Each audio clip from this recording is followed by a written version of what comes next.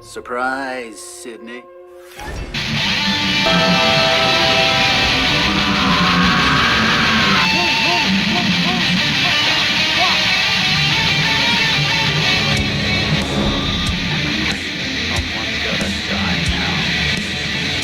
I'm coming.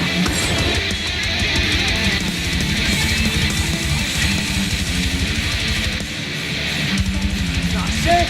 Don't you blame the movies! Movies don't create psychos! Movies make psychos more creative! Welcome everyone to another round of Friendly Fire. Welcome to... I can't watch you do that. I didn't even switch this fucking... Like, that. It sucks because, like, no one saw that... There it is. There we go. Yeah. That's what I saw while I just fucking, like, burst out into fucking laughter. Welcome! Go ahead. What is it? I'm gonna start to Friendly Fire. That's not the. We're gonna just change the name of the of this show to Welcome to Friendly Fire. Friendly fucking Fires. Okay. So, welcome, good friends, better enemies. Better enemies. Do the whole. You want me to do the intros from now on? Like Yeah, that? yeah. Please, from now on. And you got to. Dude, can I be like the Glenn Humplick of this? You know who Glenn Humplick is? I have no idea who that is. Glenn Humplick used to be the guy from the Tom Green show that used to hold the coffee mug and just giggle the whole show. Oh, okay. Did you watch Tom Green show? I back did. in the I day, didn't know in the that was 90s? Glenn Humplick. That's Glenn Humplick. Okay. No, Glenn Humplick, I'm sorry, was not the coffee guy. It was the best friend Okay.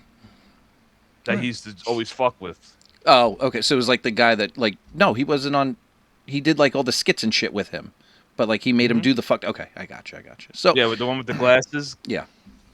All right. Welcome, everyone, to Good Friends, Better Enemies. This week, we have a special guest, as you can see. I mean, we've had him here for a little bit. He's our Make-A-Wish fan that wanted to be on the show, and we are so happy to have him here. Matt! His dream was to do this episode. Matt, how are you, buddy? Here he is. I'm great. It's good to be here. Happy my wish is finally coming true. Dude, you are hammering us every day. Let me on. Please, my dream. And here you are. I have nothing left. I lived a happy life. I made it on Good Friends, Better Enemies. Matt is actually a Make-A-Wish kid because he suffers from explosive diarrhea, and they basically just didn't give him much time to sell. Ooh, I don't like that one. Ooh. No. Where's the tomatoes? So, tomatoes, in all seriousness, Matt is here because he is one of the biggest Scream fans that we know. He's also my best friend in the whole wide world. Nobody else is a better friend than Matt is to me. So I believe it. I I believe that. I believe. But Matt, tell him. First of all, you recently, before we even get into the movies, you've recently went to California. You visited a couple of the famous Scream locations. Anything you want to throw at us before we start diving into the movies of it all? Because we are going to be breaking down every Scream movie tonight. We're going to dive deep into them.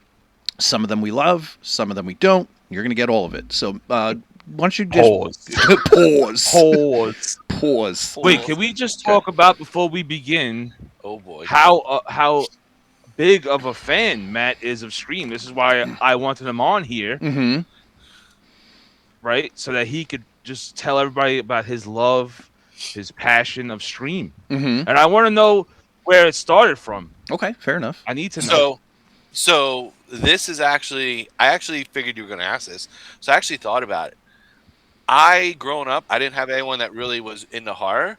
So I actually think, now that I think about it, I saw Scary Movie before the original Scream. So I saw Scary really? Movie. Yeah, my dad took me to the movie theater to see Scary Here we go. Movie. Here so we I go. was like 13. And So you didn't then get the references then? no. So it was only when I watched Scream that I was like, oh shit.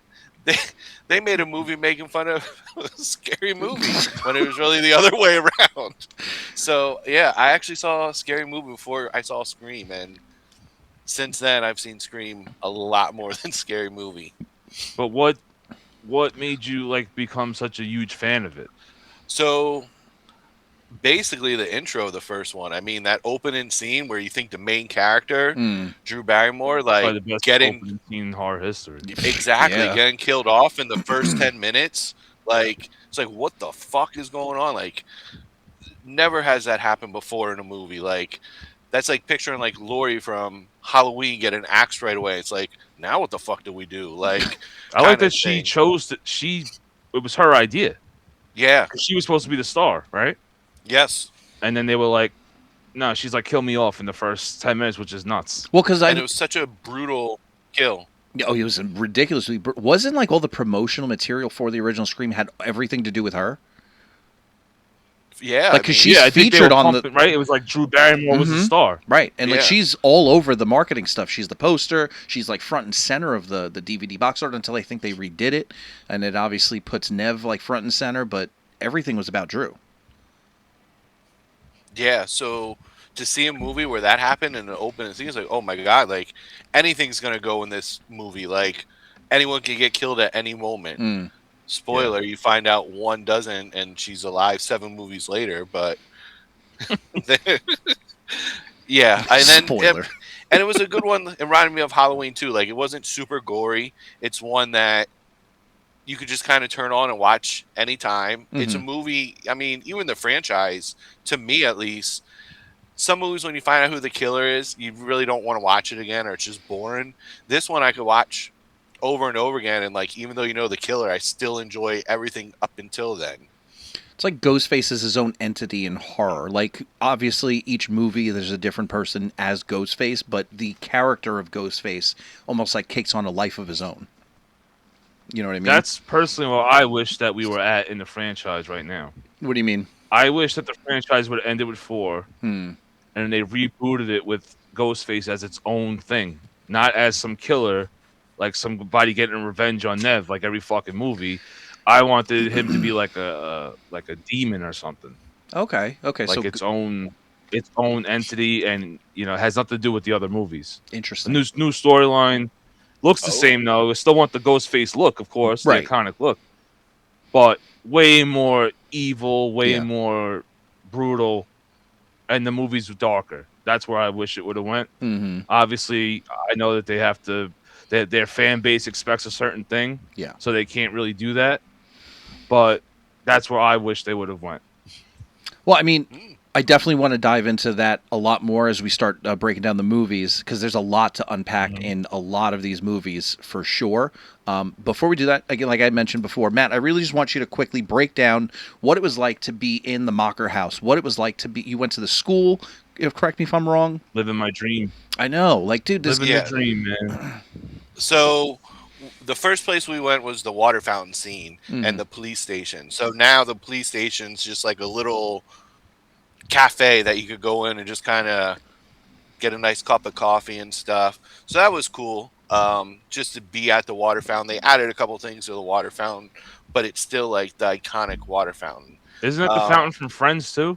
no, Friends is on It- in That was another LA show. at the Warner Brothers studio. Oh, okay. Yeah, that's where the original Friends is. We also did, the Woodsboro High School. It's a community college, and that was locked when we went there. Hmm. But knocked on the door, told the lady I'm from Pennsylvania, I love Scream. She let us in, That's badass. walk around the whole place, showed me Sydney's classroom, did the hallway where Billy and Sydney were.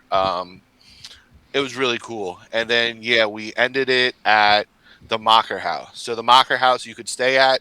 They have an Airbnb. You could sleep upstairs, or you could visit. And basically, as our whole trip was to go to the Macher house. The house was built in 1990, so it's not even that old of a house when Oh shit. they shot at Scream. Mm-hmm. And basically, the guy that lives in it now is this like millionaire who's hardly there. He basically bought the land because he owns like a cheese factory and makes cheese. So he just bought it for all the land for the cows just to graze in. So like he's just making some extra money by like letting people tour the house. It's fucking Okay. So the house Very actually smart. the Yeah. original people died in the house, not by Ghostface or anything. They just died. So then this guy bought the house, and he had no idea what he bought. Like he didn't know he bought the Macher house at all. And then like random people, like it's on this secluded road, like 1.5 mile road. Like if you're there, you're not supposed to be there, kind of thing. Not just like off Private the road, street. right? Yeah. Yeah, like there's a gate and everything, but then they started doing tours. One guy partnered with the owner and does tours at the house. Pulling up to the house and seeing like very little has changed was surreal. Like your favorite franchise being standing in front of the house, being on the porch, and then letting you in and just standing in the foyer, just like holy shit, like looking around was amazing. That's gotta be That's pretty insane. badass. It was because a lot of it looks just like the movie still. Like the kitchen with all the back tiles and everything is still there. Where Stu gets stabbed in the phone thrown at him, that's there. They even have like a bloody sweater you could put on. That's pretty cool. Amber came out of the closet and stabbed me with the umbrella, like in the movie. That was her so lifelong it was dream was fun. to do that to you, actually. Well, I stabbed her on the floor then. So, but yeah, the guy basically walks you around every room and tells you like this was filmed here, this was filmed here. Lets you go upstairs, tells you where everything was filmed, and then they just kind of let you walk around the house and take pictures wherever you want and stuff like that. It's interesting, just some of the stories he tells you and just the behind the scenes stuff where in the movie you don't see, like the one door that gets stabbed. They didn't change that door out. So in the door, there's still knife marks up in there. And I think I mentioned to you guys, but when Sydney and Billy hook up, and then after they're getting dressed and Ghostface comes out of the back room, that's actually, in real life, that's a bathroom. So basically he was hanging out in the bathroom while his best friend was having sex for the first time. There you Like, go. pretty creepy. Nice. But then even just like when Courtney Cox and Dewey come into the party, they're actually come in the back door. Like that's not the front door they come in.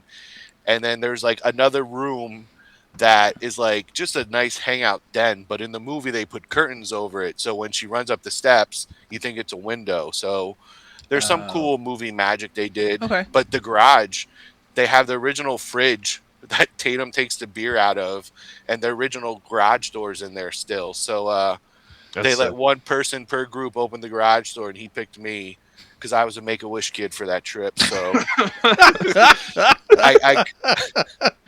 I cried when he let me open the garage door. So it's I'm sorry to laugh, but that's funny. That's great.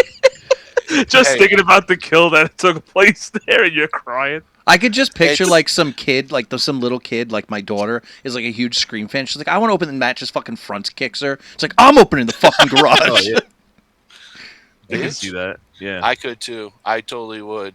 So yeah, if you ever have the chance to do it, it's actually, we flew into San Francisco and it was like an 1.5 hour drive from San Francisco to the Scream house and stuff. Beautiful drive. Just everything. Oh, we went to the grocery store also and Tatum's house. Okay. But we didn't go to Sydney's because that was also on like a back secluded road.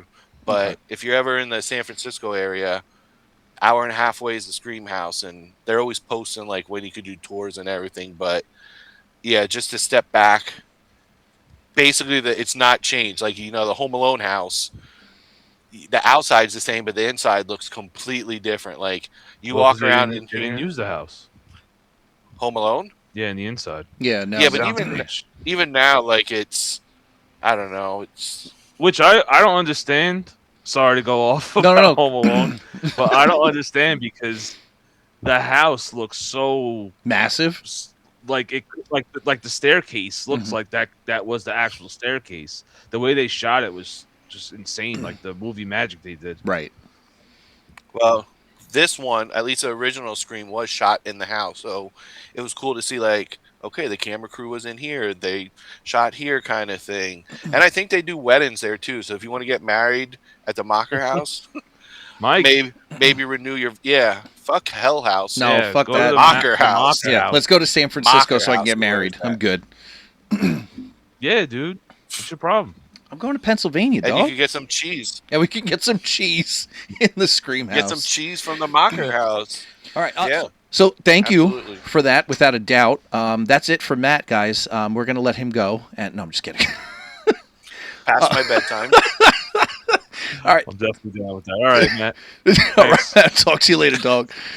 So let's start breaking real. down Scream as a whole. As a whole. So obviously, Scream, in all honesty, birth of meta horror in 1996. Wes Craven, Kevin Williamson, they partnered up. Basically reinvented slashers. If you think about it, it really just altered how you look at horror movies and slashers altogether. With the first movie, of course. Everything after that is up for debate.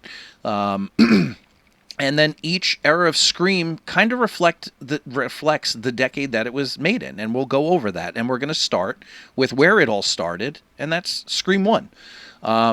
Matt, if I fucked up, please let me know, but I tried to grab the masks from the movie. I believe that's the original Scream. I know you're more of the expert on that shit than I am, and I probably should have reached out to you, but that's the Scream 1 mask. That's the Scream 1 poster. And then, as you see right there, Drew Barrymore, and whoever that fucking Fabio-looking dude is on the right, it's so crazy. It doesn't even look like fucking, what's his name? Because he's got like the mustache. Skeet, yeah. I think he was filming a different movie at the time that Yeah. and they use that for the promo shots. Like, Okay. but yeah, it's kind of fun. That is the Scream 1 mask. There's actually, you can tell by the eyes. The eyes are more like, I don't know, curved or whatever. Like they dented in. They actually, yeah, like an eggplant emoji. Yep, it does. They actually the use thinner ones. You know that's the original. Okay. They actually have two different masks they use during the filming of Scream 1. Like, if you watch it, it changes throughout the movie. I think that had to do with some of the, I don't know if that was the licensing or whatever. Like, they basically found the mask while they were scouting houses, and they were like, "This is the mask." And I think Fun World now owns the rights to the mask. That's I interesting. don't know. It's like You the can't tell Jason though. stuff. You can't really tell unless you really like. The eyes are a little different. Like, Oh come on! they Don't modify. be a Well, nerd about it. wow, It's you not know. like the curse of what was that? The Chucky movie where the doll changes like 8 times in the movie. It's so obvious. It's 8 different dolls, and you see it on screen. It's not like that. It's not obvious in your face. No, it's definitely not.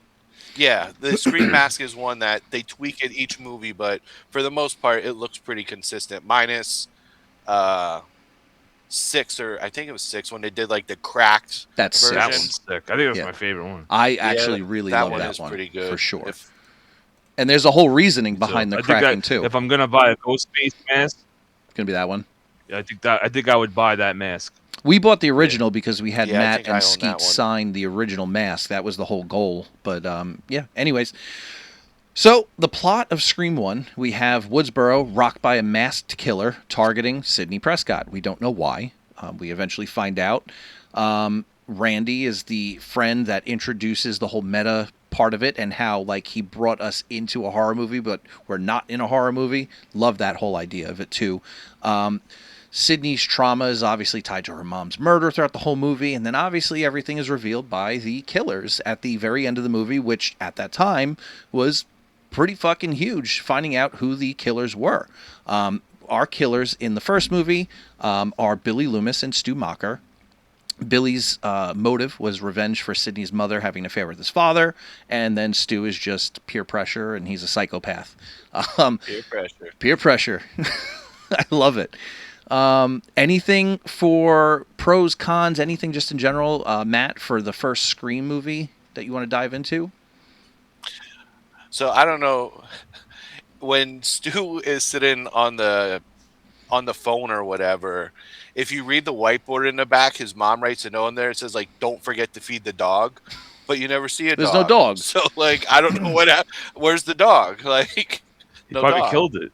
Probably killed. Peer pressure. Yeah, Killed peer the dog. pressure.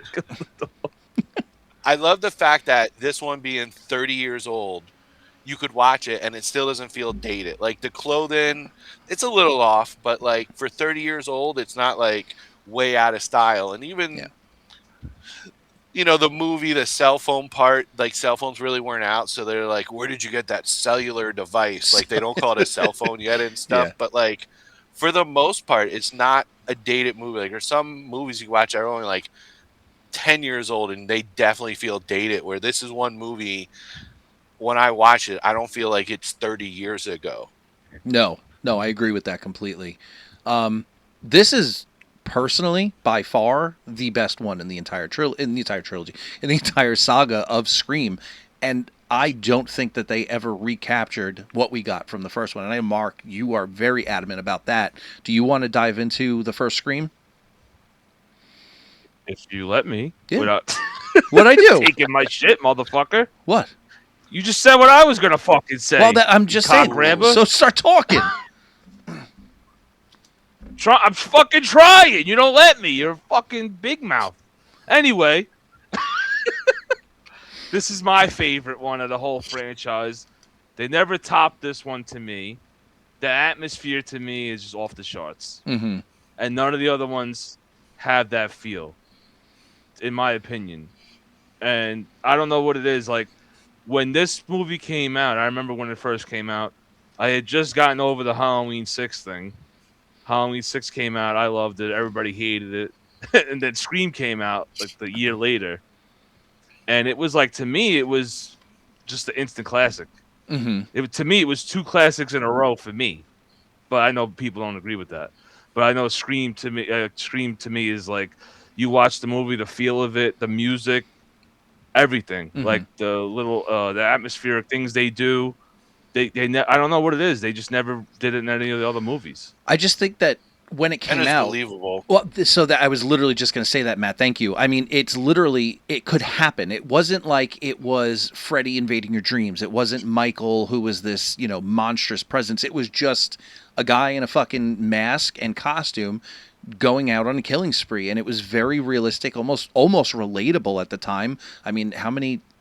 I don't know. Back then, were we getting a lot of like school killings and shootings back at this time and day? Like, I don't remember in '96 how many of those we were getting, but regardless, it would have Back happened. then, I don't really remember any. Yeah. Columbine. Yeah. So, but it was so I mean, I don't know. in your face, and it was so real and just like gritty. It was. The sounds they use too. Mm-hmm.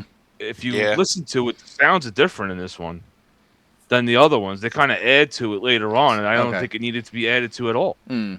I know they're trying to make it different than the one before it, but if it works, it works. Yeah. You know? You don't need to change it up. You don't need to add all this other bullshit to it. To me, the soundtrack of that original movie, like when they go, I'll give you a perfect example. When they go to the school and Henry Winkler's in the school, listen to the sounds of that whole thing. Like when they show the school and he says school's been canceled or whatever, watch that. Mm-hmm. Watch the scene, like the whole thing it plays. To me, that just sums up the feel of Scream. Okay. It had a good score for sure. Yeah. It did. It was, to me, it was special, and it was like, and they placed it perfectly throughout the movie. It wasn't like done half-assed. Everything was done, I feel like, in a perfect way. Yeah, very deliberate in that movie. And nothing was rushed either in that movie. No, Mm-hmm. It doesn't feel rushed. But I feel like the one thing that was crazy to me was you kind of, if you watched the movie, mm-hmm. you kind of knew who the killer was. Though that was my one gripe with it. It was so obvious who the killers were. See, and that's been like a one thing about the franchise that I don't like. In just How this obvious one, they make or it. just in future installments as well? Except for the second movie. Okay. Except for the second movie. Okay. Interesting. Second movie's the only one I'll say in the franchise where you have no fucking idea that it's, Well, what who about it is. what about the third one? Because I mean, sorry. No, what's up, Matt? Oh, I was just gonna say, like, I was shocked, like, in the first one because I don't know what I was expecting as a killer. Like, I didn't know if you'd ever reveal the killer or not, Mm-hmm. or like Mark said, and like he wanted to be like a spirit or entity or whatever. Like, I didn't know if that would be the case. So when they finally revealed you knew it was a person. yeah, but Who just knows? how movie magic is, I don't know. I don't know, man. To me, it was like, I definitely thought it was the boyfriend. I didn't know it was Stu, Well, I was gonna say, yeah. but you didn't know it was Stu, but I knew it was Billy. Okay. Billy was painfully obvious to me. Even when Billy got stabbed, you were like, "That really didn't, he's not really dead." Yeah, it was like I don't know what it was, man. That first time, we were kids when this came out, Yeah. and maybe the first time I watched it, I didn't think like that. But I know a couple viewings after, I started realizing, I'm like, it's kind of obvious that it's him. Yeah, they kind of throw it in your face that Well, yeah, Billy I is mean- like with the dropping of the cell phone. I mean, they lampoon it in Scary Movie. There's little hints Right. throughout the movie, Right. where it's like it's obviously him. Like when she gets the call and gets attacked at her house, and he just it's magically at the fucking window. Like 2 seconds later, Yeah. obviously he was there. He's all out of breath mean, and shit. I think it. Yeah, it's fucking painfully obvious. Yeah. I mean, when they're at the water fountain in the beginning, they Get a both hint have there, the too. boots on, and then they're like, "I didn't kill her." It's like, "No one said you did," and then he's like, "I would gut her," and like they're basically telling how they killed somebody, but being like, "Nobody said you killed them," kind of thing. So Yeah, just the way he was acting the entire movie, they should have played that up more, where he was like completely innocent. Mm-hmm. They didn't. They made him like mysterious and like, oh, he's kind of weird, right? There's like a weird vibe to him, and it was kind of like, why are you doing that? Why are you giving him so much attention? You're giving it away. Yeah. That was my one gripe with Scream. All right. But in the second movie, Mm-hmm. I feel like they fixed that. Yeah, I mean, without a doubt. Before we go, we'll start diving into Scream 2. Do you want me to list, because I have all the deaths here and who apparently was the killer for those deaths. Are we interested in reading over those, or do you want to? He's like, no. No, because it's not real. Because we asked Matt and Skeet, and they don't know. Oh, they don't know. Okay, interesting. it was Lee No, Waddle. we asked them at the Oh, just Lee Q&A Waddle. at Monster Mania. They had no idea. They didn't know who killed who. Okay, all right. So whoever made that list is full of shit. Fair. So, you know. All right. There's a lot. I mean, I feel I like mean, we really- know it was Billy in the beginning that killed Drew Barrymore. That's the one kill I know. That was Billy. Mm. But other than that, and we know that it was Stu that killed fucking Tatum. So this one, I actually His have that girlfriend. Billy killed Tatum, and Billy and Oh, really? That's again, I'm just going by what I found on the internet when I was doing my research. But yeah, I don't know. So, all right, So Billy's just because he looks fucking tall yeah, in that scene. yeah, I know, and So I don't think it was Skeet. yeah, I don't know because Skeet's Wow. not a tall. Well, I mean, what? So Lee Well, Waddell was it- in the costume the whole movie, right? But yeah. But him well, and- no, there was other people. Okay. Yeah. Right? There Lee was, Waddell and there was somebody else, right? Alan Robinson, I believe. Hmm. He was like Ghostface in the second one. I think he was Matthew Lillard's double in this one for some scenes, and I think he might have wore the Ghostface costume at some point in the first one. Okay. That would explain why he looks so tall, Yeah. in that scene. All right. Alan Robinson is a taller, skinny guy, so that makes sense. I mean, Mike, you want to give us your opinion on Scream? On the first one? Yeah. Oh, yeah. I mean, like I said, I just this was really my first foray into like horror. Didn't grow. I mean, we've talked about it. You grew up with like Halloween, Child's Play, Freddy. I really didn't grow up with all this stuff. So when A lot of movies. well, that's what I'm saying. I know, like you grew up in a like with horror. I didn't. I mean, my parents were very, for whatever fucking reason, they were sheltered about all this horror shit. And then, so when Scream came out, I was like very interested in it. It looked awesome. We said it before, one of the greatest openings in horror movie history, and I think that's what it was.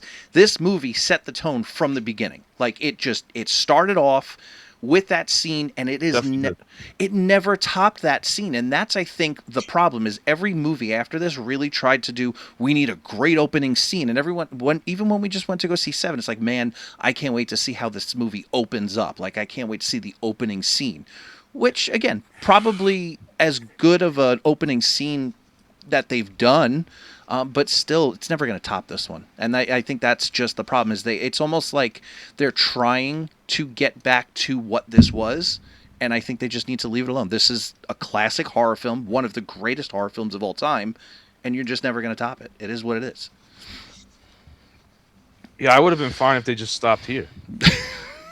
I mean, I know I sound like the old, the old guy, but The old guy in the I would lawn. have been completely content if this was one and done. I feel like it just would have went in the history books as one of the greatest horror movies of all time. It still is, Mm-hmm. but I feel like the sequels kind of watered it down a little bit. it's such a cash grab, though. You know they could never just keep one. I know. I know, but I hate that. I do too. I It's, hate they do when it for all the. franchises become cash grabs because then it becomes cheap. Yes. Agreed. I 100% They agree with cheapen you. up on the quality, and they definitely did along the franchise. I Yeah. mean, we're gonna get into that. All right. You guys want to move on to Scream 2? Sure. Sure. So, 1 year after Scream 1 comes out, 1997, we get Scream 2. Sydney's in college, and copycat killings of the original Ghostface come out, and then there's this whole new Stab movie that comes out, which is based off of Gail's book, if I'm not mistaken, right, Matt? The Stab movies are based Yeah. off of Gail's book? Okay. Which is, again, all meta, built into it. And Mark, you mentioned it earlier, the reveal of this one this is a great reveal. Just This one got me good. but I feel like the whole rest of the movie didn't have any meat to it, so that like the ending was great, but this first part of the movie was like a little, I don't even know how to put it. Like it was just lacking the whole movie. Listen. It's not one of my favorites. You're not gonna hear any opposition from me, man. Yeah. Because I don't love this movie, and actually I watched it recently, and you really start to see the cheese as you get older. Right away. You know? Like when it first came out, oh fucking this is Scream, I love it automatically. It's Scream. Mm-hmm. I'm not at that place anymore. Now I'm on the outside looking in, kind of, and I can kind of give it like my honest opinion now, without the bias. Matt, And I just feel like.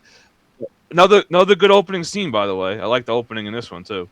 This one was a solid opening scene. The movie theater sequence. Matt, what about you? This is where does this fall in your love of Scream? This one, top 4. I do enjoy it. I mean, for a year later, coming up with another movie plot and everything, I think this is the one where they decided like. The opening scene kind of sets the tone for the movie. Mm-hmm. I like how they started the Stab franchise, I guess, in 2, where it's like the movie based upon Scream. Like, I really enjoy that part of the movie. But yeah, the reveal, it's like, okay, it was Billy's mom, and then just some accomplice that she like met on a serial killer website or whatever it was. Like, Yeah. We meet her boyfriend, Jerry O'Connell. He's a nice guy, lovable guy. Sings to her in the middle of a fucking theater, of a lunchroom. He does. Here's where you start seeing Dewey really getting fucked up in like every Scream movie. Like, poor guy can't catch a break. Poor Dewey. His arm's fucked up. Then he gets stabbed in the back. Like, he just has a limp. Then dragging a leg. Like, he just gets it bad by a couple Screams later. But yeah, I mean, I still think it's a great movie. Internet's been Wait. I was waiting for it. I was waiting for it. a great movie. Go ahead. Hold on. Go ahead. Mike, you know how I am. Go ahead. You know how I am. Go ahead. Great. You're out of your fucking mind. That is complete bias. Yeah, you think Great? so? A great movie? No. I didn't It's say good. amazing. You said it's great. Yeah, I though. mean- It's a great No. movie. I enjoy it. Come on, bro. You know It's what- not a great movie. Mark, Like a 7.687. It's good. I'd say it's a good movie. would Great? would That's this crazy. fall under enjoyable suckage? Scream 2? No, because it No? doesn't suck. Okay. It's all right. enjoyable, but not suckage. It's- No, Okay, I all right. wouldn't consider this enjoyable suckage. Okay. Not All right. this Fair one. enough. That we're not going that Because drastic. this is actually it's a good movie, Okay. but great. The first one to me is greatness. Yeah. First one's amazing. I put that in the greatness category, like with all the other heavyweights in horror. Yeah.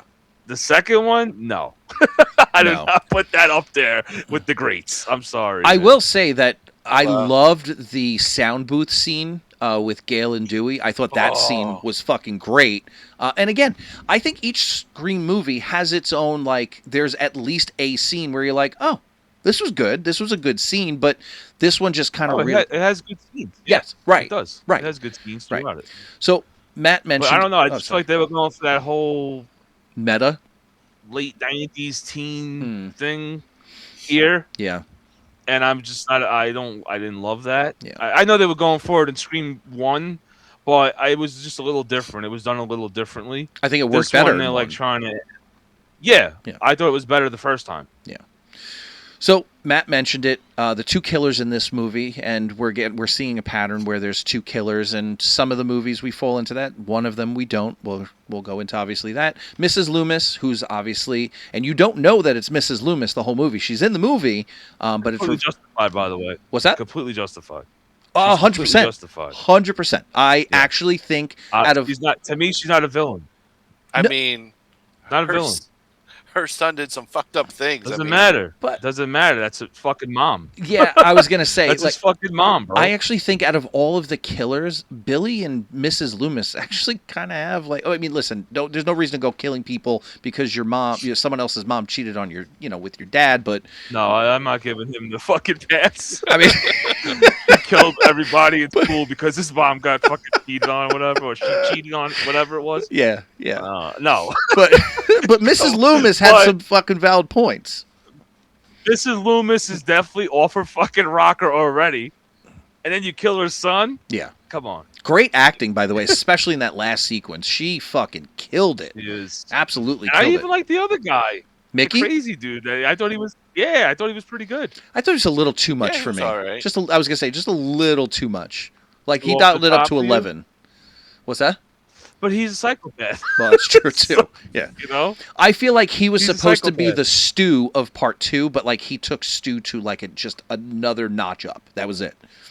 I actually thought he was a toned down Stu. I think Stu's really over the top. You think so? With You think? everything. I actually Even, thought. even when he talks in the fucking, when he Oh. talks in the movie place, he's so Yeah. over the top for no reason. Yeah, yeah. Oh really? Come on, bro. That's over the top for no reason. Yeah, you though. got a point. All right. You Oh make it. really? You really think so? And he's doing all that fucking Yeah. shit he does. Dude, Yeah. he's so over. That guy in the second. What's his name? What's his name? Mickey? Mickey. Mickey's so toned down compared to him. Yeah, no, you make a know? good point when you put you put it that way. If you break it down, Yeah. watch Matthew Lillard in the first movie. He's so over the top and like He's Jim Carrey like. yes. I was gonna say very Jim Carrey-esque, but like in a horror tone. Yeah. I mean, now, do you think? Go ahead, Matt. Sorry. I was gonna say, do you think there was a missed opportunity they never used Billy's dad again? Like they show him at the police station with Billy, but Mhm. like never again do you see him. Like, do you feel like they should have brought him back in another Scream as like a killer, or I think at you're this happy point, with him just being like shown and that's it? As long as he wasn't revealed as the killer in the first movie, I'm good. yeah, right. I like it the way it was, and I just feel like the other ones got a little bloated later on. And if you would have threw him in there, it would have been like, all right, whatever. Yeah. It's not that big of a deal. All right. I mentioned opinion. my favorite part. Is there a scene that stand out to you guys from Scream 2 that you want to discuss? Go ahead, Matt. Good or What's bad? your favorite scene? What's your favorite So scary my movie? favorite scene also is the favorite one scene? you mentioned, Mike, in the sound studio, weaving in and out of the booths, and like Dewey getting stabbed and can't hear when Gail's banging on the glass because it's soundproof and everything. Like that had a good thriller feel, I guess. That scene right there, and even the car scene when Oh. her and the chick are in the back of the car, and then it crashes, and Yeah. Ghostface is in it, and they have to like crawl over Ghostface to get out because you're just waiting for something to happen. That was actually a really So creepy those scene. are- Yeah, so those are probably my two favorite scenes from the movie. I will say that 2 definitely had more cat and mouse like tendencies versus most of the other movies, especially for the most part. Where it's, and from what I'm seeing here, and again, we talked about it, Mickey, according to the list that I have here, did almost all the killing except for Randy, and we know why Mrs. Loomis kills Randy. It wasn't intentional, like it wasn't part of their plan. She just kind of went on a fucking rampage because he started bitching out Billy. but it sounded like she just got Mickey to do the heavy lifting, and she basically is just doing all this for her own revenge plot. Simple as that.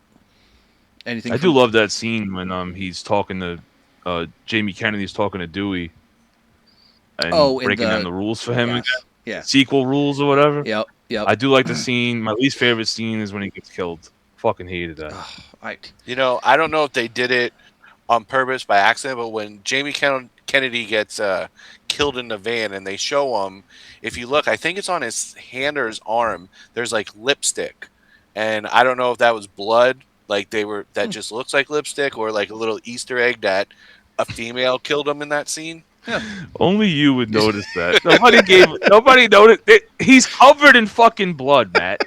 Yeah. Nobody can see that shit but you. Now you won't unsee it. Now you're I'm gonna watch it. I'm not gonna like, fucking see lipstick on his arm or whatever. Yep, son of a bitch. There's the lipstick. You That's son what's of a gonna bitch. happen. And I'm gonna call you up and be like, you son of a bitch, you ruined the movie for me. By Thanks the a lot. Before we move on, No problem. Before when I asked Matt where he like put Scream 2 for me, I totally thought he was gonna say top 7 for me. Definitely top 7. Top 7. Top 10 for me, baby. There's only 7 movies. Yeah, it's So only think. 7. Only Mike said 7. Only 7. Only 7. I wish it was only 4, but Ugh, that's just me. I know. I wish it was only 1, but that's just. That's like you saying. That's like me saying I wish they only made one Halloween movie. A lot of people Ooh, do, that's bro. I've been a fucked up. Halloween fan since I was a little kid. I've been hearing that my whole entire life. How many boomers you think tell me should have just stopped at the first one? Yeah, I've been hearing that my whole life. Do you agree with it though? No, the Okay. fucking 2 kicks ass. 2 does Halloween kick 2 ass. was so much better than Scream 2. Well, yeah. I'm sorry, but it is. Sorry, It but I is. don't put them in the same league. Yeah. Not Scream 3 though. Listen, So- I'm not gonna listen. Don't shit on the movie, dog. all right. With that said, do you guys want to move Shit on to on Scream Scream 3? Yes. All right. Yeah, So, this is Matt's favorite. the year 2000 hits, and obviously we have Scream 3. Also, decent opening scene. I actually loved I really wish they wouldn't have killed fucking Cotton so goddamn quickly. No, it sucked. I really would have liked to sucked. see him get more of a role in this movie, to be honest with you. But Yeah, I was pissed that they killed him off. now, do you I guys like Cotton. I actually loved, yeah, I mean, especially because I thought Cotton too. he could have been a really pivotal character in the whole series. Do we want to talk about what could have been for Scream 3? Well, we can, but we know what it is. I wish. Yeah. Now what Well, happens? This if- would have been the best movie if they would have did that. The original idea. Yeah. Oh yeah. It might have topped the first one. This is the one thing they that did it. really aggravates me with the whole Scream series, in all honesty. Like, I have heard from at least just online, like, all you see is Scream 3 could have been this, Scream 7 could have been this. I'm tired of hearing like what we could have gotten from these movies instead of like the bullshit that we did get, and it's really fucking annoying because I don't want to hear about what could have been, because it aggravates the fuck out of me. Like, I don't want to hear what this movie would have been. I feel the same way with Halloween. Like when they tell me, "Oh, we could have had a metaverse Halloween movie," and then I'm like, "Oh, is it still happening?" No, it got canceled. Oh, okay. Well, then don't fucking tell me about it. Yeah. So You know, to bring everyone, don't tell me sorry, about man. these cool ideas.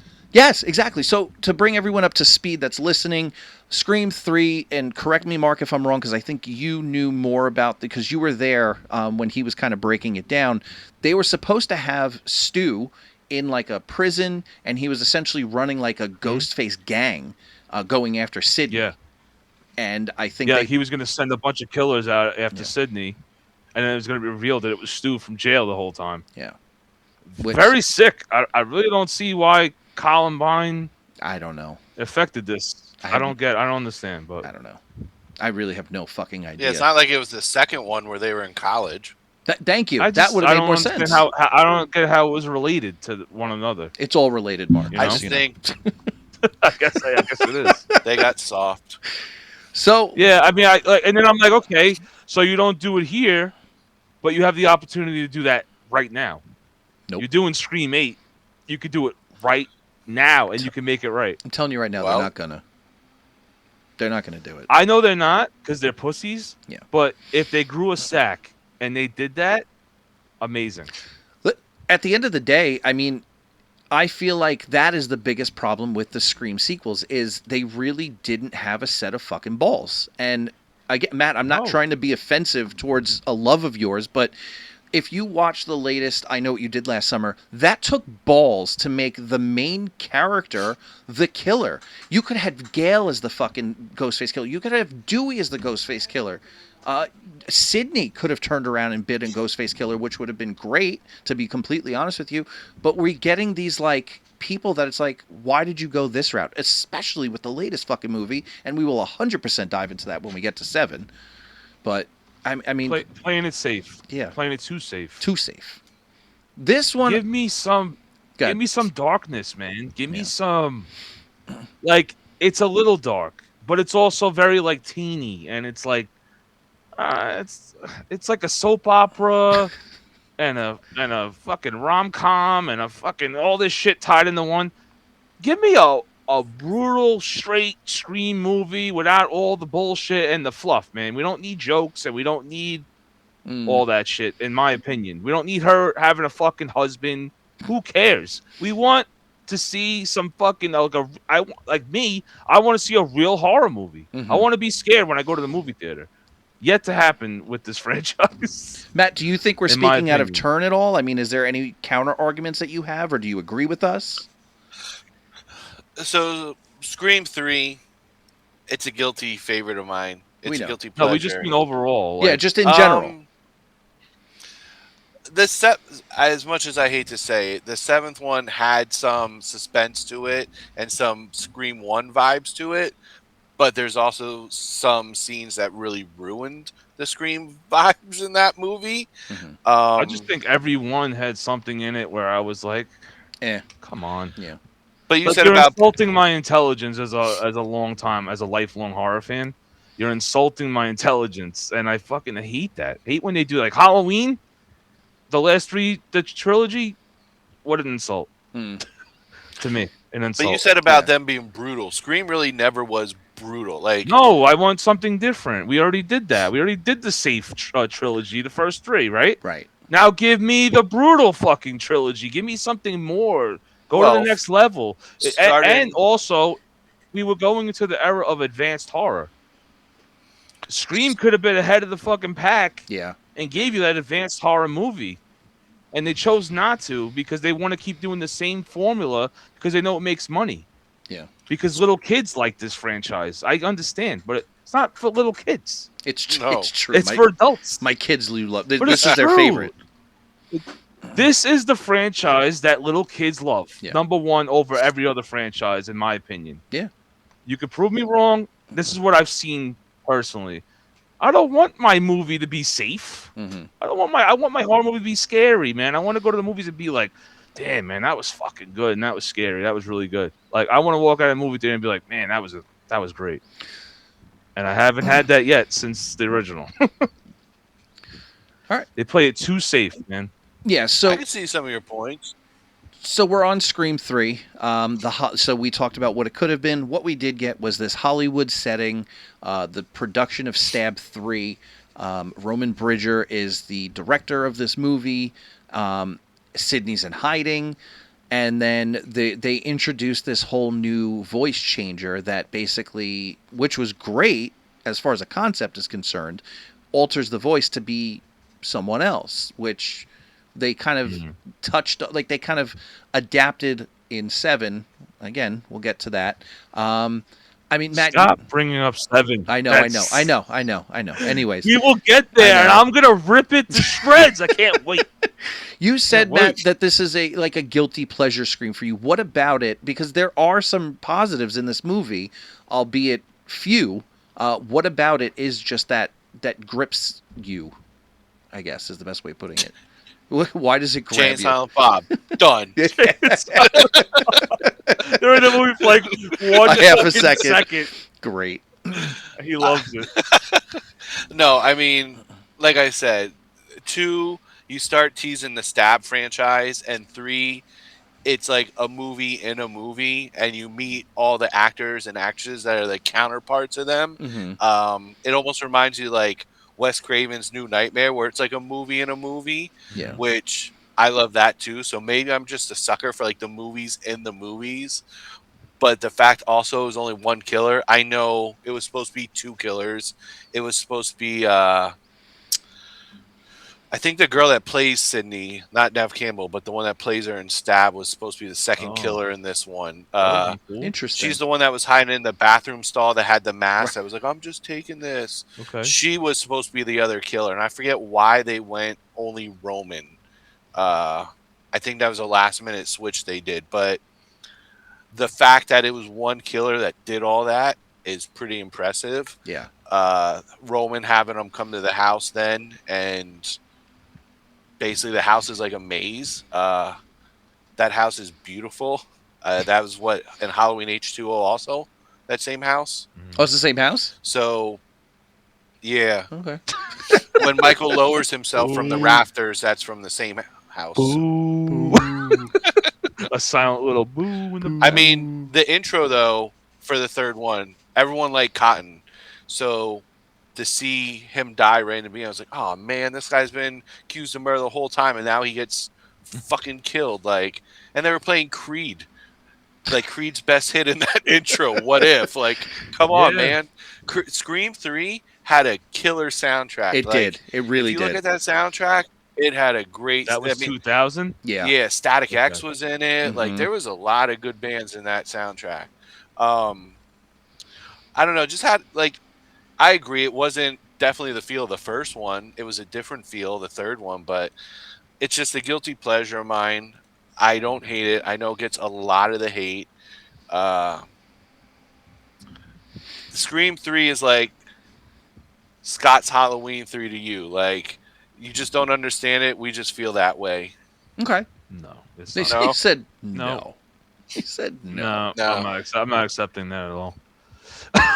Because Scream 3 is actually a decent movie where I can watch and enjoy. Halloween 3, just to me, I have no joy watching that. Not even maybe one fucking scene in the whole movie I like, and then everything else I'm like, Scream 3, I actually like some of it.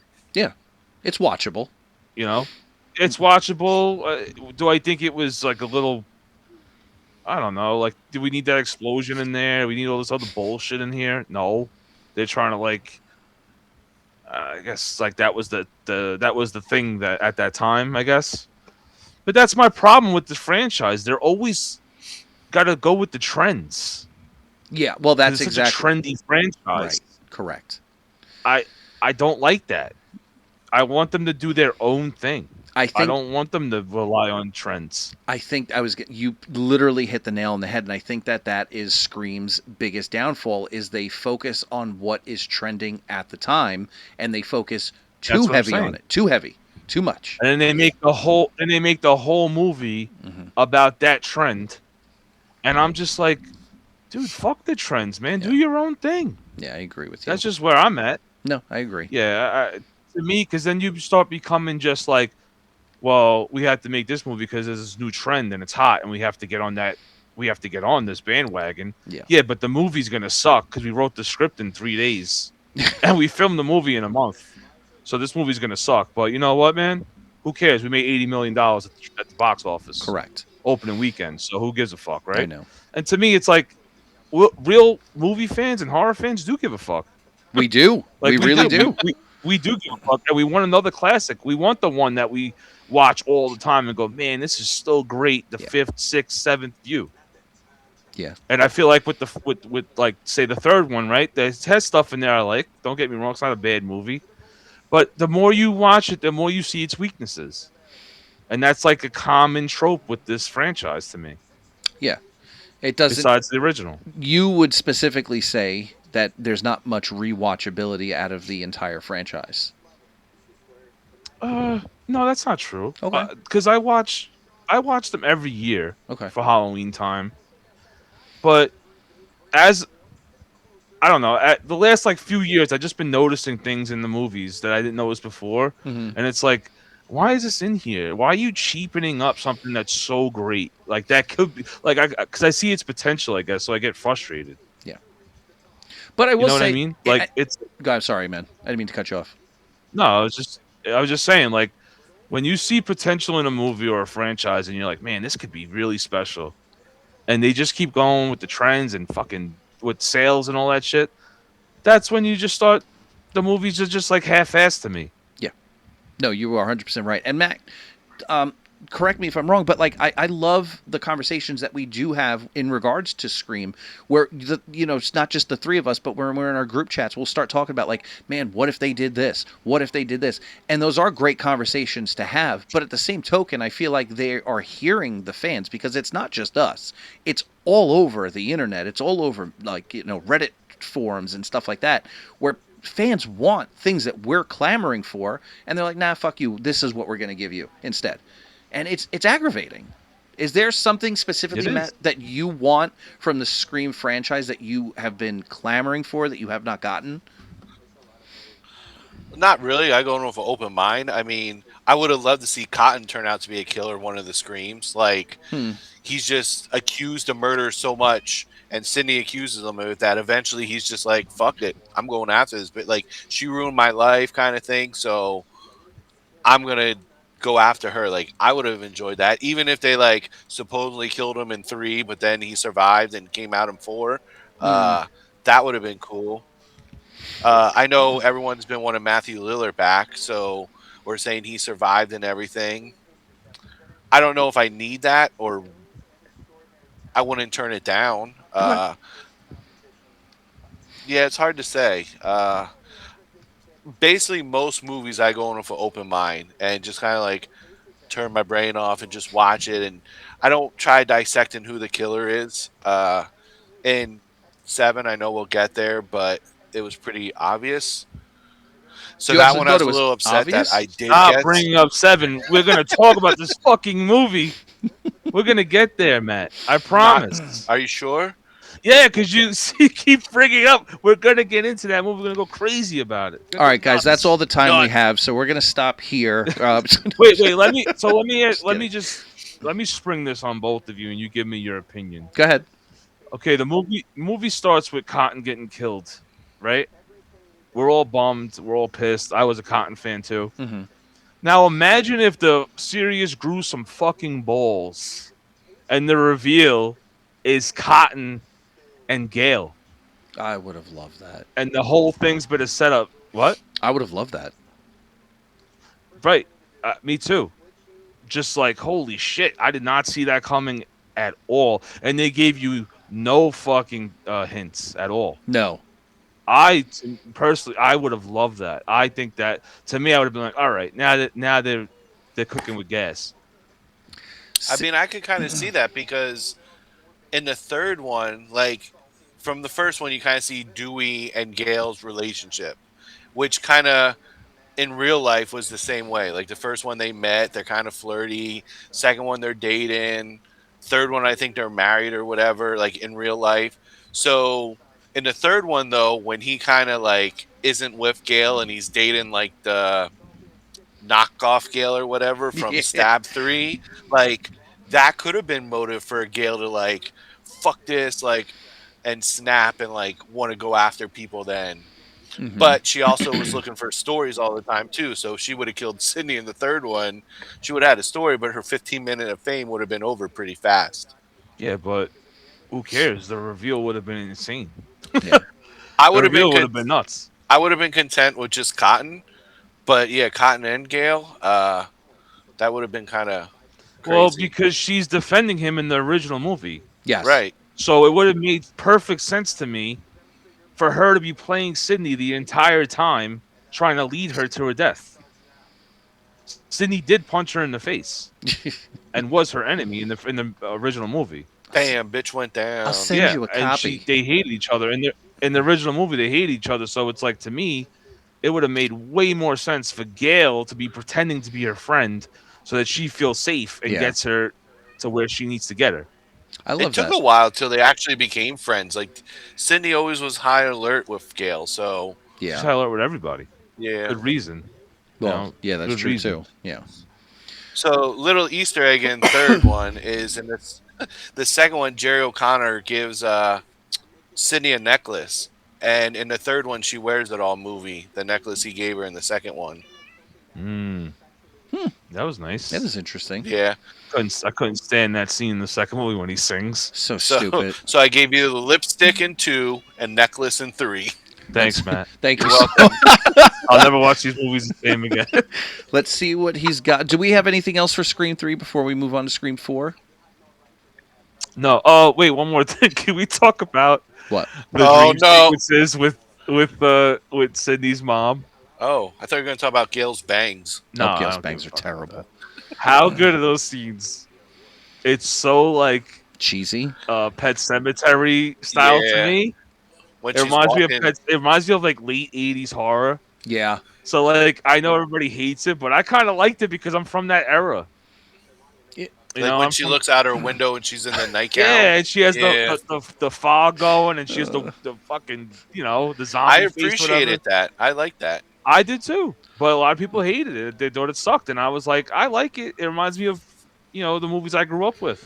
Fuck them. That's what I say about that. I don't think it sucked. I wouldn't go that far. I just felt it was out of place. I think that's the only fair criticism I'll give it. I thought it was, like you said, it was very old school horror, like but too random. yeah, just very like, here you go. Like they wanted to do it, but they didn't know how to execute it so that it fit the the motif of the movie.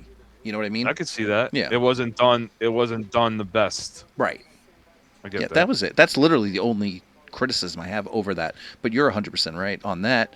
Matt, anything else for Scream 3? I know it's your favorite one, so. So what? Top 3. I'd say Scream 3's in my top 3. Scream 1, 2, and 3 are my top 3. Nah. Thanks, Matt. Appreciate it. All right. So, No, like I said, I just like the movie inside the movie, and they're on set, but they're in the house. Like Sydney's in her house having the flashbacks and everything. Mhm. I think there's even a Creed poster on the wall. I think in her there was, bedroom, too. which Yeah. They're really pushing Creed in these movies at Yeah. this time. They Well- were the hit song for that soundtrack, man. wasn't the What if? music That's what it video was. like all about like the Scream 3 movie? Like, weren't they in the music video, if I remember correctly? Yeah, I think so. Yeah. Like, yeah.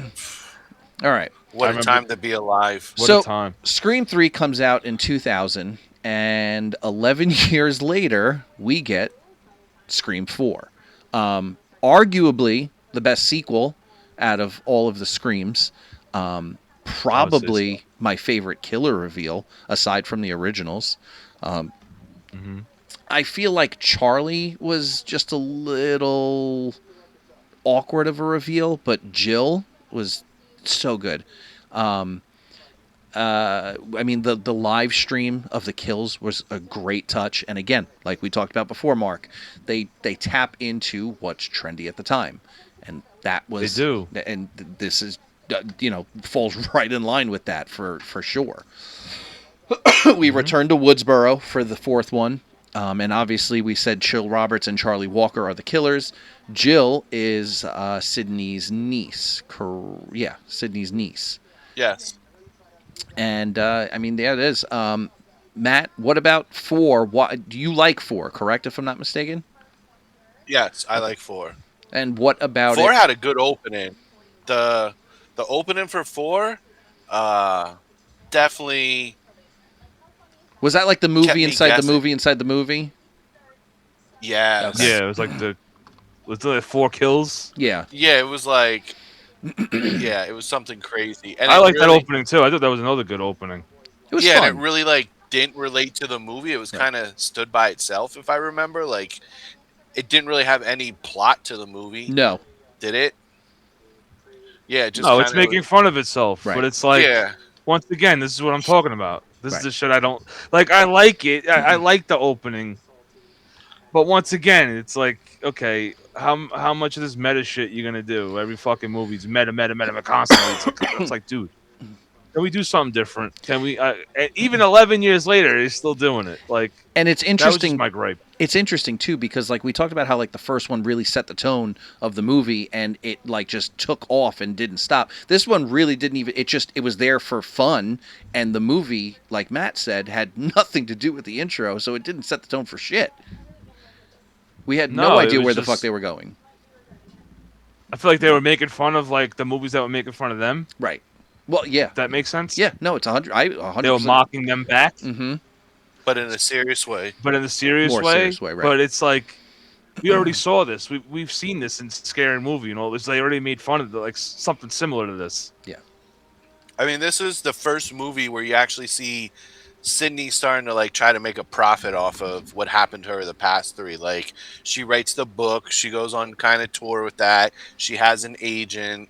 Uh yeah, she had a book signing at one of the places. So this is the first one where she's actually trying to capitalize on all the trauma that happened to her. I forget what it's Oh, called, something about the darkness or something.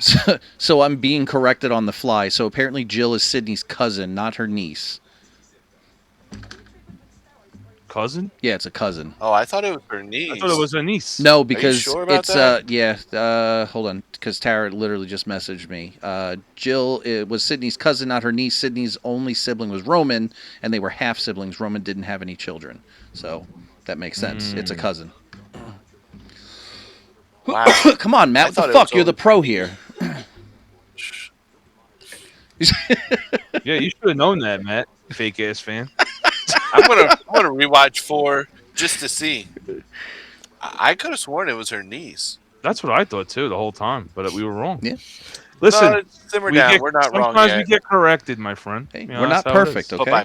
But by Tara, come on. I know of all people. That one right? hurts. That one hurts. It sucks so bad. Stings. It sucks so bad that I gotta tell her, oh, you're right. That Yeah. Yeah, sucks. whoa, let's not yet. We Not don't yet. have to go there. No, I'm gonna hold off. Yeah. Hold on to that There's a one. Time. Hold on to it. So anything? What about Mark for you? Scream 4. Where does it stand? Why is it good or bad for you? It's my favorite sequel in the franchise. I don't know. This one had a nice feel to it too. Once again, Wes Craven's back, so that helped. Mm-hmm. Uh, I don't know. It's something about it. I like the characters in the movie, like even the new people, Mm-hmm. Kirby and everybody. I liked it. Like it didn't feel weird to me. Like Scream 5 felt strange to me, and this one just didn't. It just worked, and the new people just came in naturally. Had no problem. I had no weird feelings about anybody in the movie. Okay. I kind of thought the I did not see Jill being the killer, but the other one I did. Charlie. What's his name? Charlie Walker. Charlie.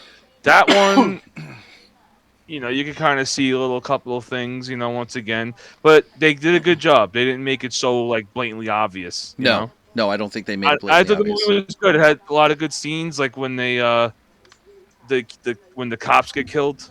Yes. I love that scene. Stabs him right in the fucking head. Before had the I did like the party that they did in there, right? Stabathon. Stabathon. Stabathon. I thought that was cool. they had a lot of cool stuff going on in here that I was digging. I like the atmosphere of the movie. I like the way it feels. I mean, I like the reveal. Yeah. But I think in this movie, this is when I started getting the fatigue for Sydney. Okay. This is where it started for me. Where I was like, I'm so sick of the family fucking reveal every movie. And it always has to be something with Sydney, Yeah. And I was like, we already did this a bunch of times. And I'm like, but I think after this one, I was like, all right, can we move on? Mm-hmm. Can we do something else, a new storyline? Obviously, they didn't do that for me, but they did. But they did a little pivot, though. They pivoted later on to Yeah. something else. Yeah. But still, Sydney. Still all about Sydney. It is. Now, do we feel that, like, I'll call it the secondary ending when they're in the hospital, do we feel that was, like, tacked on? Do you think it served its purpose? Matt, I'll throw that one to you. How do you feel about, like, the whole, secondary ending of the whole movie when they're in the hospital?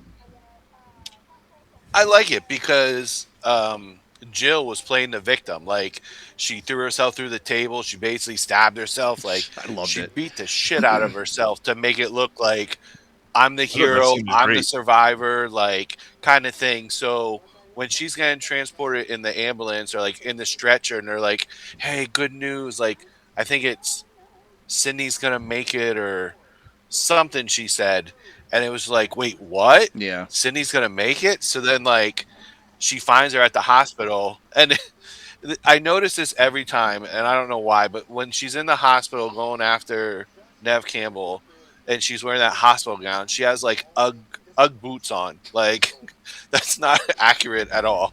It bothers the shit out of me. But the fact that she goes after Sydney then again to finish the job basically, but Sydney kind of set the trap for her, and then yeah, like Dewey again fucked up again in this one. Like, poor guy gets hit Always. with the bedpan, right? Yes. The piss pan or The whatever piss he gets pan. hit in the face with. And then you got introduced to the new female cop who kind of has a thing for Dewey, and Gail's definitely jealous. We all I know think who the that's star of the movie is, Matt. Just say it. David Arquette. No, it's Kirby. We Kirby. all know this. I Yeah, agree with that. She was the new character that came in that like everybody loved off the bat. Right off the bat. Yeah. I didn't hear anybody shit on her at all. No. Was she already established? No, this is her Not first really. Scream movie. No, wasn't No. she in like One Tree Hill or something like Oh, I don't know. one I don't know. OC or I don't know. She Chris wasn't would in the know that OC. kind of stuff. Mike would know that. Yeah, she definitely wasn't in the OC. I don't know if she was in One Tree Hill, but I wouldn't say she was like extremely well established before this. I mean, she was a known She was new actress. to me. Brand Yeah. new to me. Yeah, So- she was new. I knew the Culkin kid from Signs and stuff. Yeah. So I was familiar with him. But Right. I'd Signs. say 4 definitely is when it started getting more gory. They were relying on more gore in this one. Much more brutal kills in this one for sure. Sydney's aunt gets fucking That's a stabbed sick through the kill. door. Yeah. That's a sick kill. Yeah. This movie had some sick kills in it. It did. I'll tell you that. I mean, didn't the one guy get his dick cut off with the knife? Like, didn't Emma Roberts cut his dick oh off at yeah, one no, point? she shoots him in the dick. She Yeah, shoots him in she the shot dick. him in the dick. Like, Yeah, and that's fucked up. but I do like the whole stabathon where they're like, kind of reminds me of high school. You go to the party and barn and kind of thing, and they're just watching them all. And yeah, he always had that recording headset so he could see stuff, and it definitely had a darker, more violent feel than the other ones. Yes. I agree. Where 3 was kind of, It if was there'd be weird. like a TV friendly Scream, 3 would be it, because like. Really, I think like 2 would be the friendly to me. I would say don't 2 know. and 3. They were a lot more Thir- campy than the other ones were. Yeah, 2 they edit more out when they show it on TV than 3. bro, I've I've seen the unedited version.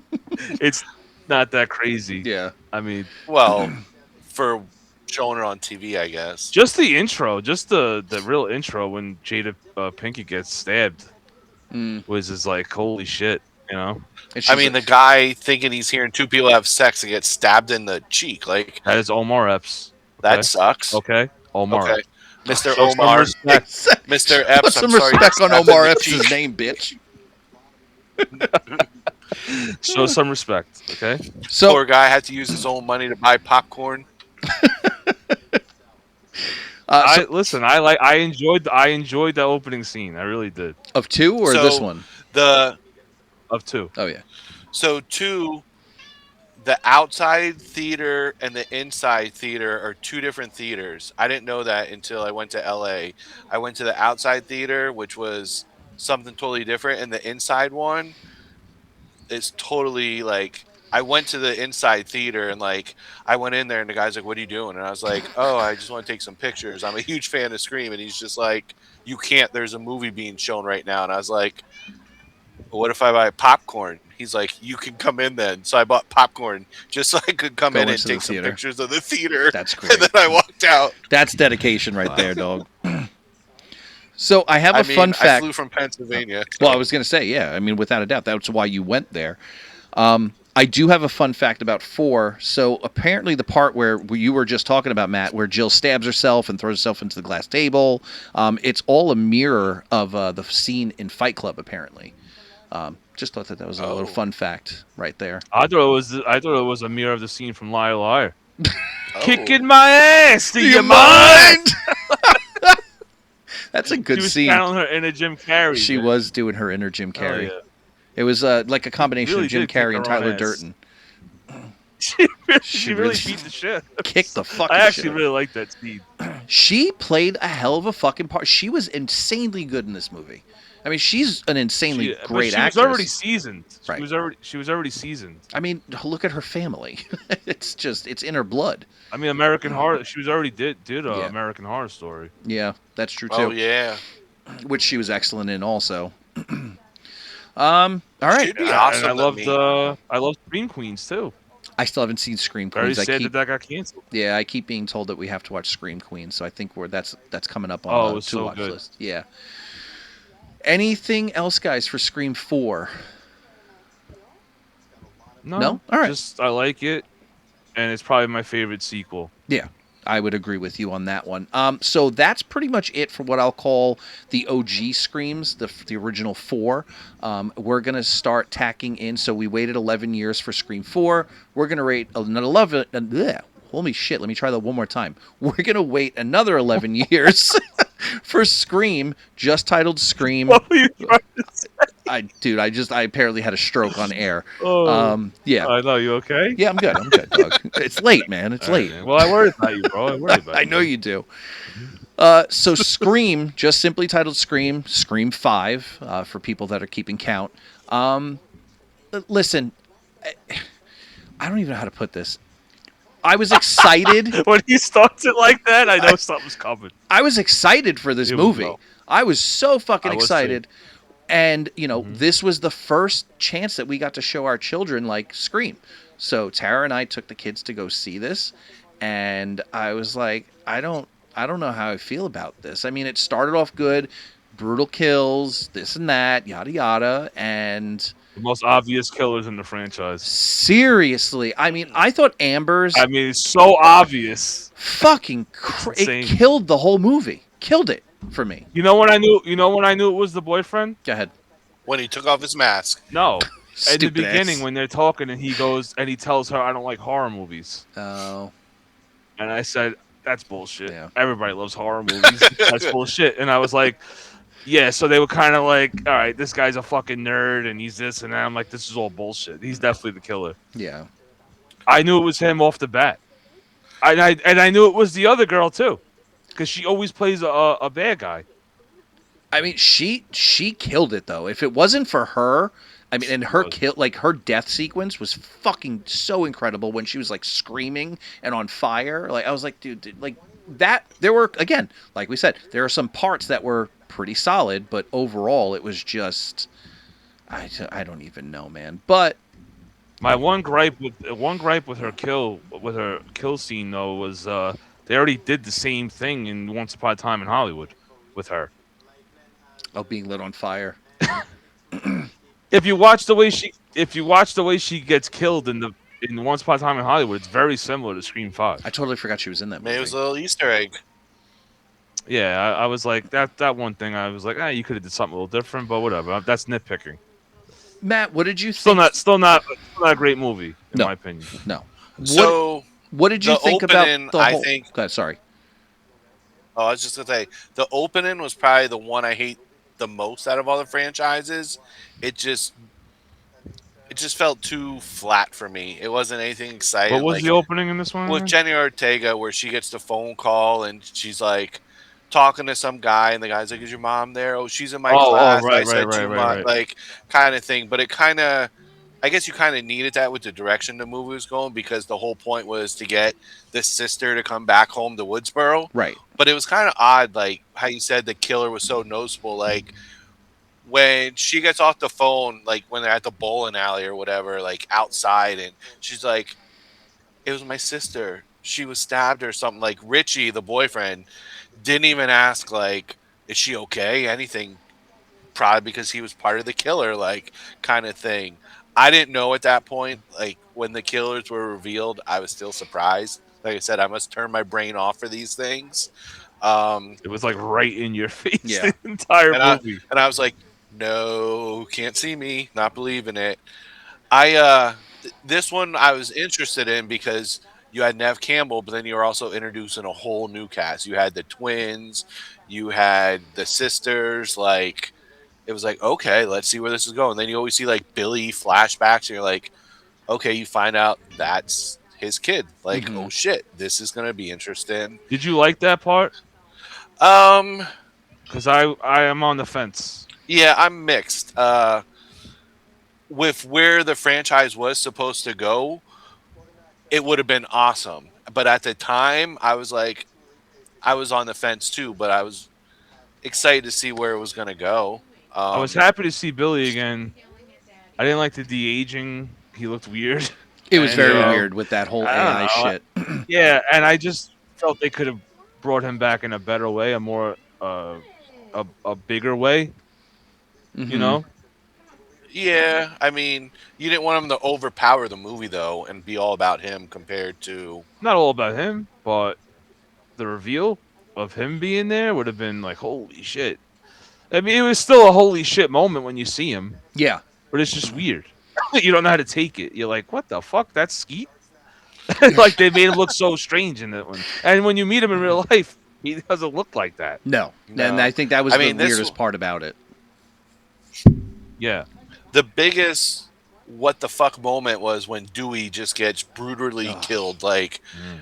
at this point, you kind of, at least me with the ones before that, you're kind of like, okay, Nev is a safe one, Courtney Cox is safe, Dewey's safe. Like, so for him to get like gutted, like kind of playing the hero, like you always gotta shoot him in the head, like the rest get away. He unloads his gun, and then out of all things, Gail's calling him, and he looks Dumb down. scene. Yeah. Dumb But scene. that was Mikey that killed him, right? Yeah. Because Richie was with them or whatever. So, I mean, come on, like her being able to gut him all the way up, like that was a little Hear me far out, though. fetched. Go Hear ahead. me Okay. out. Let's hear it. Hear me out. This scene insults my intelligence. See, this scene right here is just suckage. There's Okay. nothing enjoyable about it. It's just suckage. This motherfucker already just been through 4 movies going through this, right?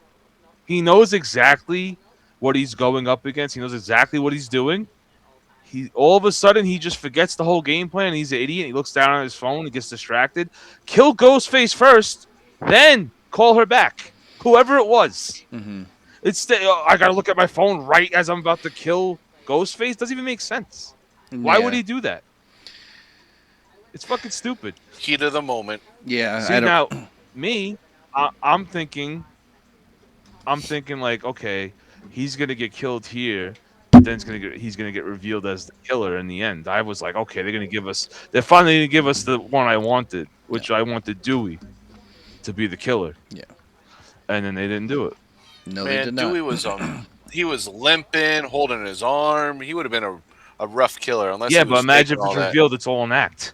Well, yeah. Oh, yeah, He's setting he's not gonna fucking act like he's in top shape. And then you find out, and then what if he just comes out with the ghost face mask at the end? He's like, "Hello, Sid," and he's like a psychopath. He's just a crazy person. I would have loved that. Once again, I would have loved something like that. just a pair I of mean, you balls. do. Yeah, like to me, I would have been like, "All right, they're actually trying to give us something special here." Right. I think that this one was meant to you feel bad for Dewey. Like you see him at the trailer, you find out he's really not a cop anymore. When you Yeah, first I show didn't him in like the that. trailer, you see a picture of him and Gail in the background, and then he has Tatum's ashes on like the shelf also.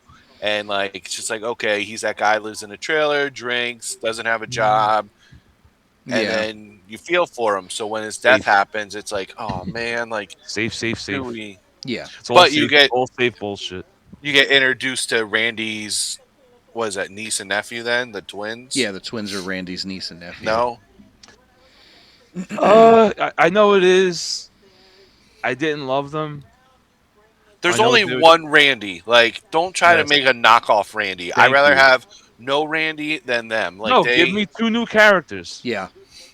I don't need you to be related to to Randy. Now, what would you do if Randy's sister turned out to be one of the killers? Would you like Sick. that? Also, still pretty Very good. sick. Yeah. She was I mean- always in the background, but like never on the spotlight. And she would have had a Anybody but motive. what we got. Yeah. Yeah. Anybody but what we got Yeah. would have been awesome. No.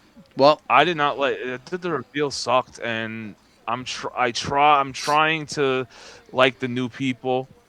I don't have to anymore, but I was trying at the time. Like, okay, I'm trying to be accepting. Um, I don't know, man. I just wasn't really love. I listen. I don't hate this movie. It's not terrible.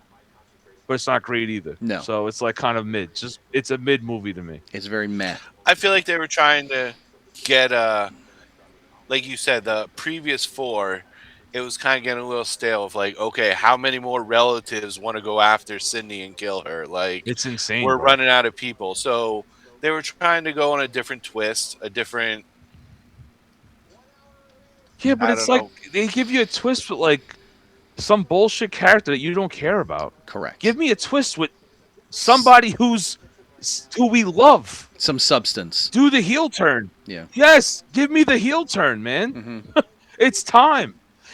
That movie, part 5, it was time for one of them to turn heel. Yes. It would have In been the my perfect opinion. time to do it. The perfect time to do it. That's the time. Dewey's gonna turn heel and he's gonna pass the torch on to the new generation. All right, cool. I'm down with that. Or, I mean, Everything's so safe. it's an extreme, but how about Gail and she just basically turns on Dewey and Sid? Like, they're, down. but Down that's with what I'm that. saying. Like anything, like you could make a plan for any of the things instead of the new boyfriend and the new friend. Like it's literally, we did this already. We got it. We're good. Like leave it. All right. Yes. The predictable ending. Right. Once again, too safe. This was the time for the old characters to pass the torch to the new people. Mm-hmm. I don't see that being done. No. I see them as the selling point of the movie. Yes, I agree with you completely. All right. Mm-hmm. So that's Scream 5. We'll move on to New York City. Scream 6. Mm-hmm. And here's what I'll say. Out of all of the newer ones, this one's my favorite. And I genuinely think the setting of New York City, great idea. The opening of this one, fucking awesome. I actually love the opening of this one. I love the fact that, like, I remember going to see this with Tara and the kids, and my daughter turns to me and she goes, "That's Ghostface. Like, why are they showing Ghostface already?" I'm like, "Honey, we got to watch." Well, I'm sure they'll tell us, like, something's going on here. Like, the brutal fucking kills in this movie. Absolutely fucking brutal kills. I don't know. I genuinely, I love the reveal of the theater with all of the remnants of all of the screams from before. There's just a lot that were You done. know what it reminded me of? Go ahead.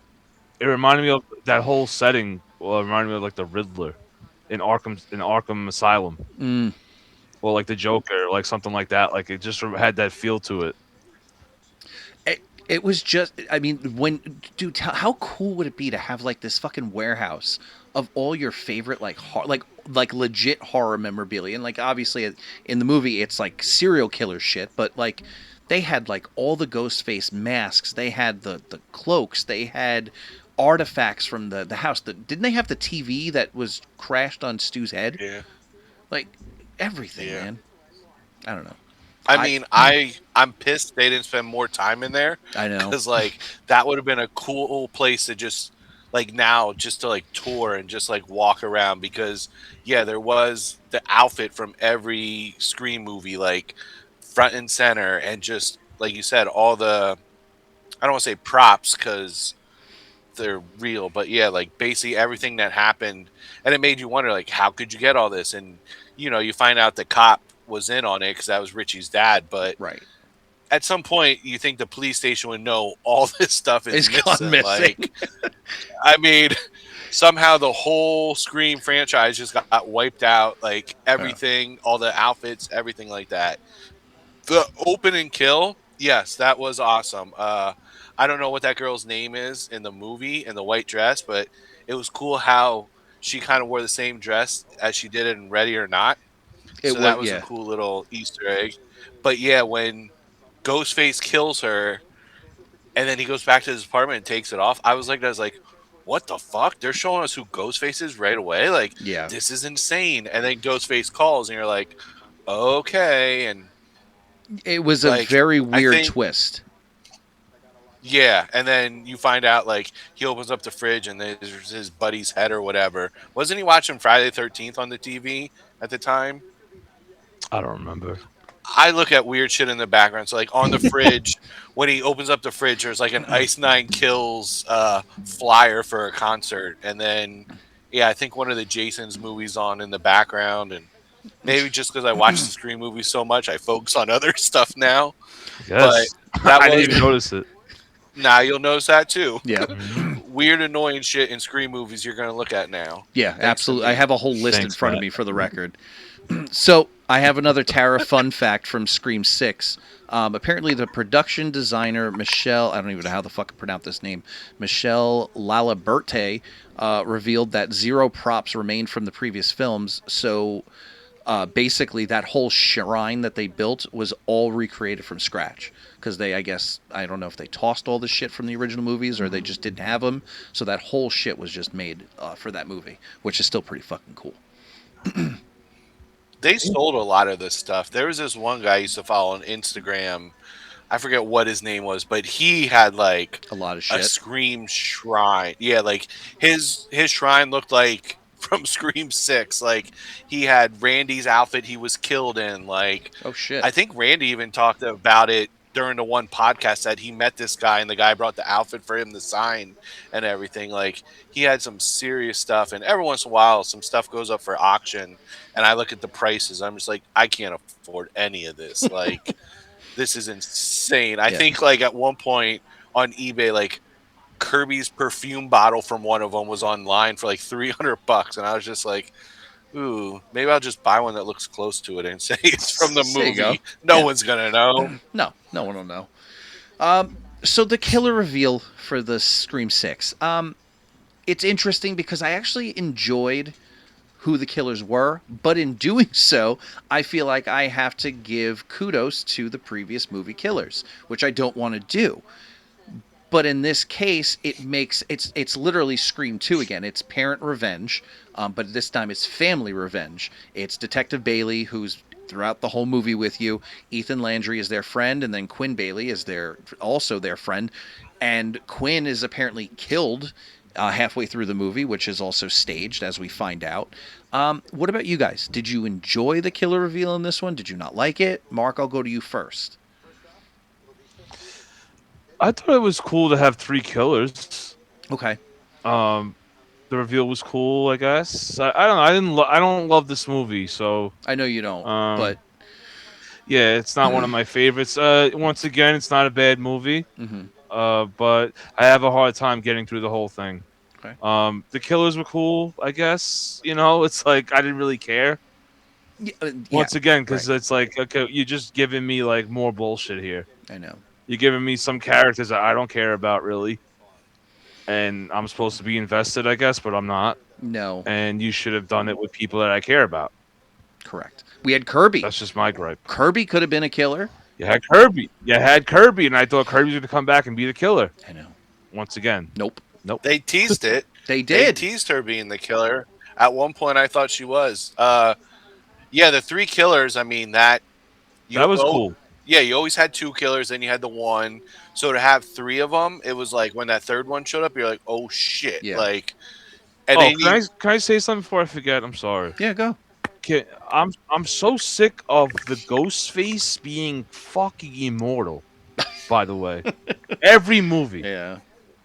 he is quick as a cat. He's a fucking ninja, and he could just get demolished and get up and run 100 miles an hour somewhere and hide behind a tree in point 0.5 seconds. Every fucking movie. All these people are in insane acrobatic shape. They're all athletes, in the Olympics. It seems like I'm so sick of that too. It's the The one thing. Ghostface. Sorry. No, go ahead. No, I was going to basically tap onto what you were saying. It's the one thing from the first movie that they lost. Because in the first movie, Ghostface was very human. When he had the beer bottles thrown at him, he kind of it affected him. He stumbled on shit. It wasn't like he was this, like you said, he wasn't immortal. He didn't have this like weird superhuman power by putting on the fucking outfit. The other sequels and it literally lasted from 2 to 7. They as soon as they don the fucking mask and the cape, they become immortal, and I don't like that at all. Well, now in this one you have three killers, and they're all three of them are immortal, Right. and they could just take a beating and keep coming back like nothing ever happened to them. I cannot stand this. Yeah. Another trope I do not like about the franchise. I'm so sick of it. I'm so sick of them doing the same tropes in every single film and then calling it meta. Yeah. It's like, it's like dude, how, like, where, like, can you do something else? No. Stop getting fucking what's his name back too. Kevin whatever, dude. Williamson? Oh, Yeah, well, how many, dude? We have to bring Kevin Williamson back. Like, okay, he ain't giving us a fucking knockout movie, man.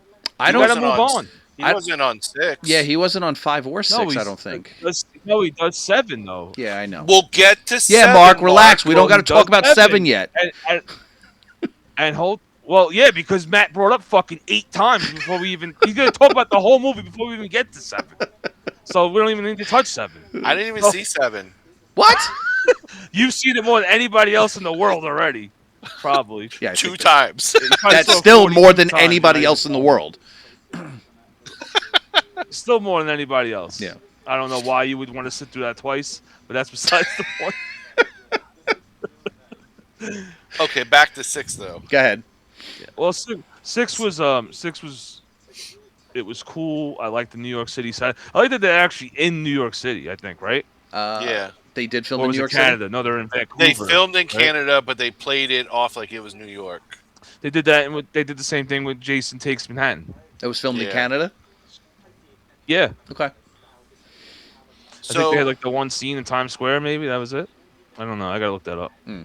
so 6 was definitely the most brutal, gory one. I mean, you had, even when they find Quinn dead and Ghostface is attacking them and all the knives are gone in the kitchen and then they put the ladder across. That and, ladder scene is. Oh, sick. that scene was I nuts. fucking Yeah, love that scene. Mindy's That scene was girlfriend just Yeah. fucking smashes her, gets stabbed, and then Oh, the ladder falls and she just gets demolished. Like, Yeah, that that was was good. brutal. And even, I guess it was the whole, they really were stressing you gotta let me go, like, be my own person. Because even at the end, when she's like holding on to her sister over the rail and she's like, let me go, and she does. And yeah. I don't know, it's probably my least favorite. Like, you have Ghostface have a shotgun in the movie. Ghostface doesn't use guns. Like, he uses a knife. Like, come on, man. And That scene was sick though at the bodega. It I was gonna say, sick, bodega but, scene was like, good. it was a love-hate. And Ghostface just was popping up everywhere, like, unnoticeable. And you didn't notice he's right behind you in the bush and pops out. And it's probably my one I like the least. I understand they were trying something fresh, new. If It's in my top. It's in my top 4. it's in your top 4, Yeah, really? yeah. I think it's better than a couple of the other sequels, man. I mean, I appreciate that they were going for something new, and then Sam ends up, like, basically Billy saying, like, you're a killer, and she fights it all movie, and then finally becomes the killer. So Yeah. I know I'm nitpicking. I cannot stand how Sam stabs in this movie. It's awful, awful. well, she's new. Yeah, I know. She's not She needs used to to get. it. She needs to get the rhythm going because Yeah. the Well- stabbing, like 100 miles an hour. She's fucking like she's Chucky.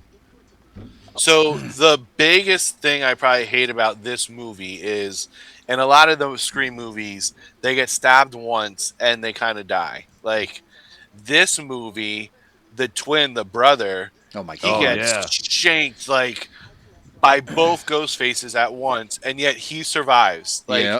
even the sister gets stabbed on the train. She survives. That scene was sick. My favorite And- scene in the movie. Was I the love train. that scene. Subway. And this Same. finally gave you the hope that, holy shit, they killed Dewey and 4, and now Gail died. Like, she got stabbed, she died, and I was okay with that when that happened. And then at the end, she survived. And it's like, everyone fucking survived. No matter how many times you got stabbed, everyone survived this movie. Yeah. So, Yeah, safe. That Saying sucked. it's safe. yeah, and I hated that with this one. Like, Gail dies, I would have been okay with it. Twins die, I'm okay with it. Like, move on. Well, I thought there was going to be a reason why they kept them alive. There wasn't. There No, wasn't. There was no, No. reason. There's absolutely no reason to keep these two characters alive. They signed them up for 3 movies, so that's why they kept them alive. Was it I thought they were going to be the killers the at twins? one point. Yeah, Yeah. there was a point in the movie where I was like, that's it. They're gonna be the fucking killers. That's why they're keeping them alive. It Interesting. would have And then made they just didn't sense. do it. Would have You made got- more sense than. I mean, the killers made sense, Yes, they did. but I don't know. But yeah, but But you They have made sense. you have Randy, who is their uncle, who like knew all these rules. So if these twins knew all the rules and then turned out to be the killers, that would have been better, to me Yeah. at least. I would have been okay with that. yeah, without a doubt. Not saying it would have knocked me out of my seat, but I would have liked it. You know, I wouldn't have said it sucked. I would have been satisfied with it. Yeah. Wasn't same. Dewey supposed to die in like the first movie, but he ended up becoming like they kind of left it open because like the fans ended up like rallying behind Dewey, so Williamson left him alive for the second one. Yeah, He was, yeah, right? he was definitely a fan favorite. Okay. All right. Anything else for 6, guys? We got one more to go, and it's probably the best one in the entire franchise. So I want to save some time for that Oh one. my god. Here we go. The one Matt just can't wait to talk about. All right. I actually think Mike was bringing it up in the beginning. I blame you. You know what? It's recorded, so we'll record it and we'll send you the clips. We'll play of it back. You bring it up 5 times before we even talk about it. We have it recorded. Shit. All right, It's guys. getting sent to you in the group chat. It's getting sent to you. So Scream 6, and obviously 2026. This one just came out a few weeks ago. Where to start? Scream 7. Oh boy. I don't. You know what, Mark? Spoilers, right? Yeah, yeah. Spoilers abound, people. Mark, do you want to start this one? I don't even want to go right now. Oh man. Do you want Matt to go? Mhm. I'll go. Listen, I'll go, man. I know Matt can't wait to go, but let me just Go get ahead. what I gotta say out there. Matt can. ahead. I didn't love this. I'm just gonna start my thing off by saying I did not love this movie. Jeez. I'm so sick of Sydney. At this point, I've had enough. How many movies is she gonna get stabbed in the stomach and then crawl around holding the stomach and still live and just keep living and living and living, getting stabbed and living? I'm so sick of it, man. Now it's her daughter in this one, dude. Enough, enough with the fucking Sydney shit, man. Everything's around Sydney. I thought we were going towards a new generation. We're not. Now we're back. Didn't love that. Didn't love the reveal. Awful. It made no sense. It's the worst. Now, the only way to me that this reveal works and can redeem this movie is if in the next movie they fix it and make it Lillard was the ringleader. And he was running. He sent these 2 killers out from the fucking psych ward that he was in. So I'd be okay with that. apparently Kevin Williamson came out and said that officially Stu is dead. I don't know if it was just to kind of appease people or to throw people off the scent, but regardless, like that's apparently the word going around is that Kevin Williamson has stated that Stu is officially dead. So I don't know, man. I mean, then what's the point of this? I don't know. What's the point of this movie? I, Can you, not Matt, can you give me an answer? What's the point of this movie? I think the point... Besides a cash grab. Well, okay, so if we're not going for the typical cash grab, I think what they're trying to do... I think what they were trying to do is make it that Tatum will pick it up and continue the legacy of Sydney. Is it a good idea? No, it's fucking tiring. I'm exhausted from this shit. I'm exhausted. And Please. before anything else, I just need to get this off my chest. As a parent, you know that your child, and again, we're talking about Scream 7, this just came out, so if you don't want to hear about what's going on in the movie, please skip this part of the podcast. You have Tatum in the middle of your store who's being stalked by the Ghostface killer. You stop in the middle of the road to talk her through something instead of hauling your fucking ass to go to your daughter. What the fuck is that? That is the dumbest fucking shit ever. I think it's because she wasn't going to make it in time. But I don't know, man. She wasn't going to make it on foot in time. Remember, she was walking or running. Yeah, I would have hustled my ass. I think she was... Yeah, maybe you're a fast runner, man. I don't know. We don't know if Sid could run or not. I know in the third movie, right? Isn't she like a runner? Yeah.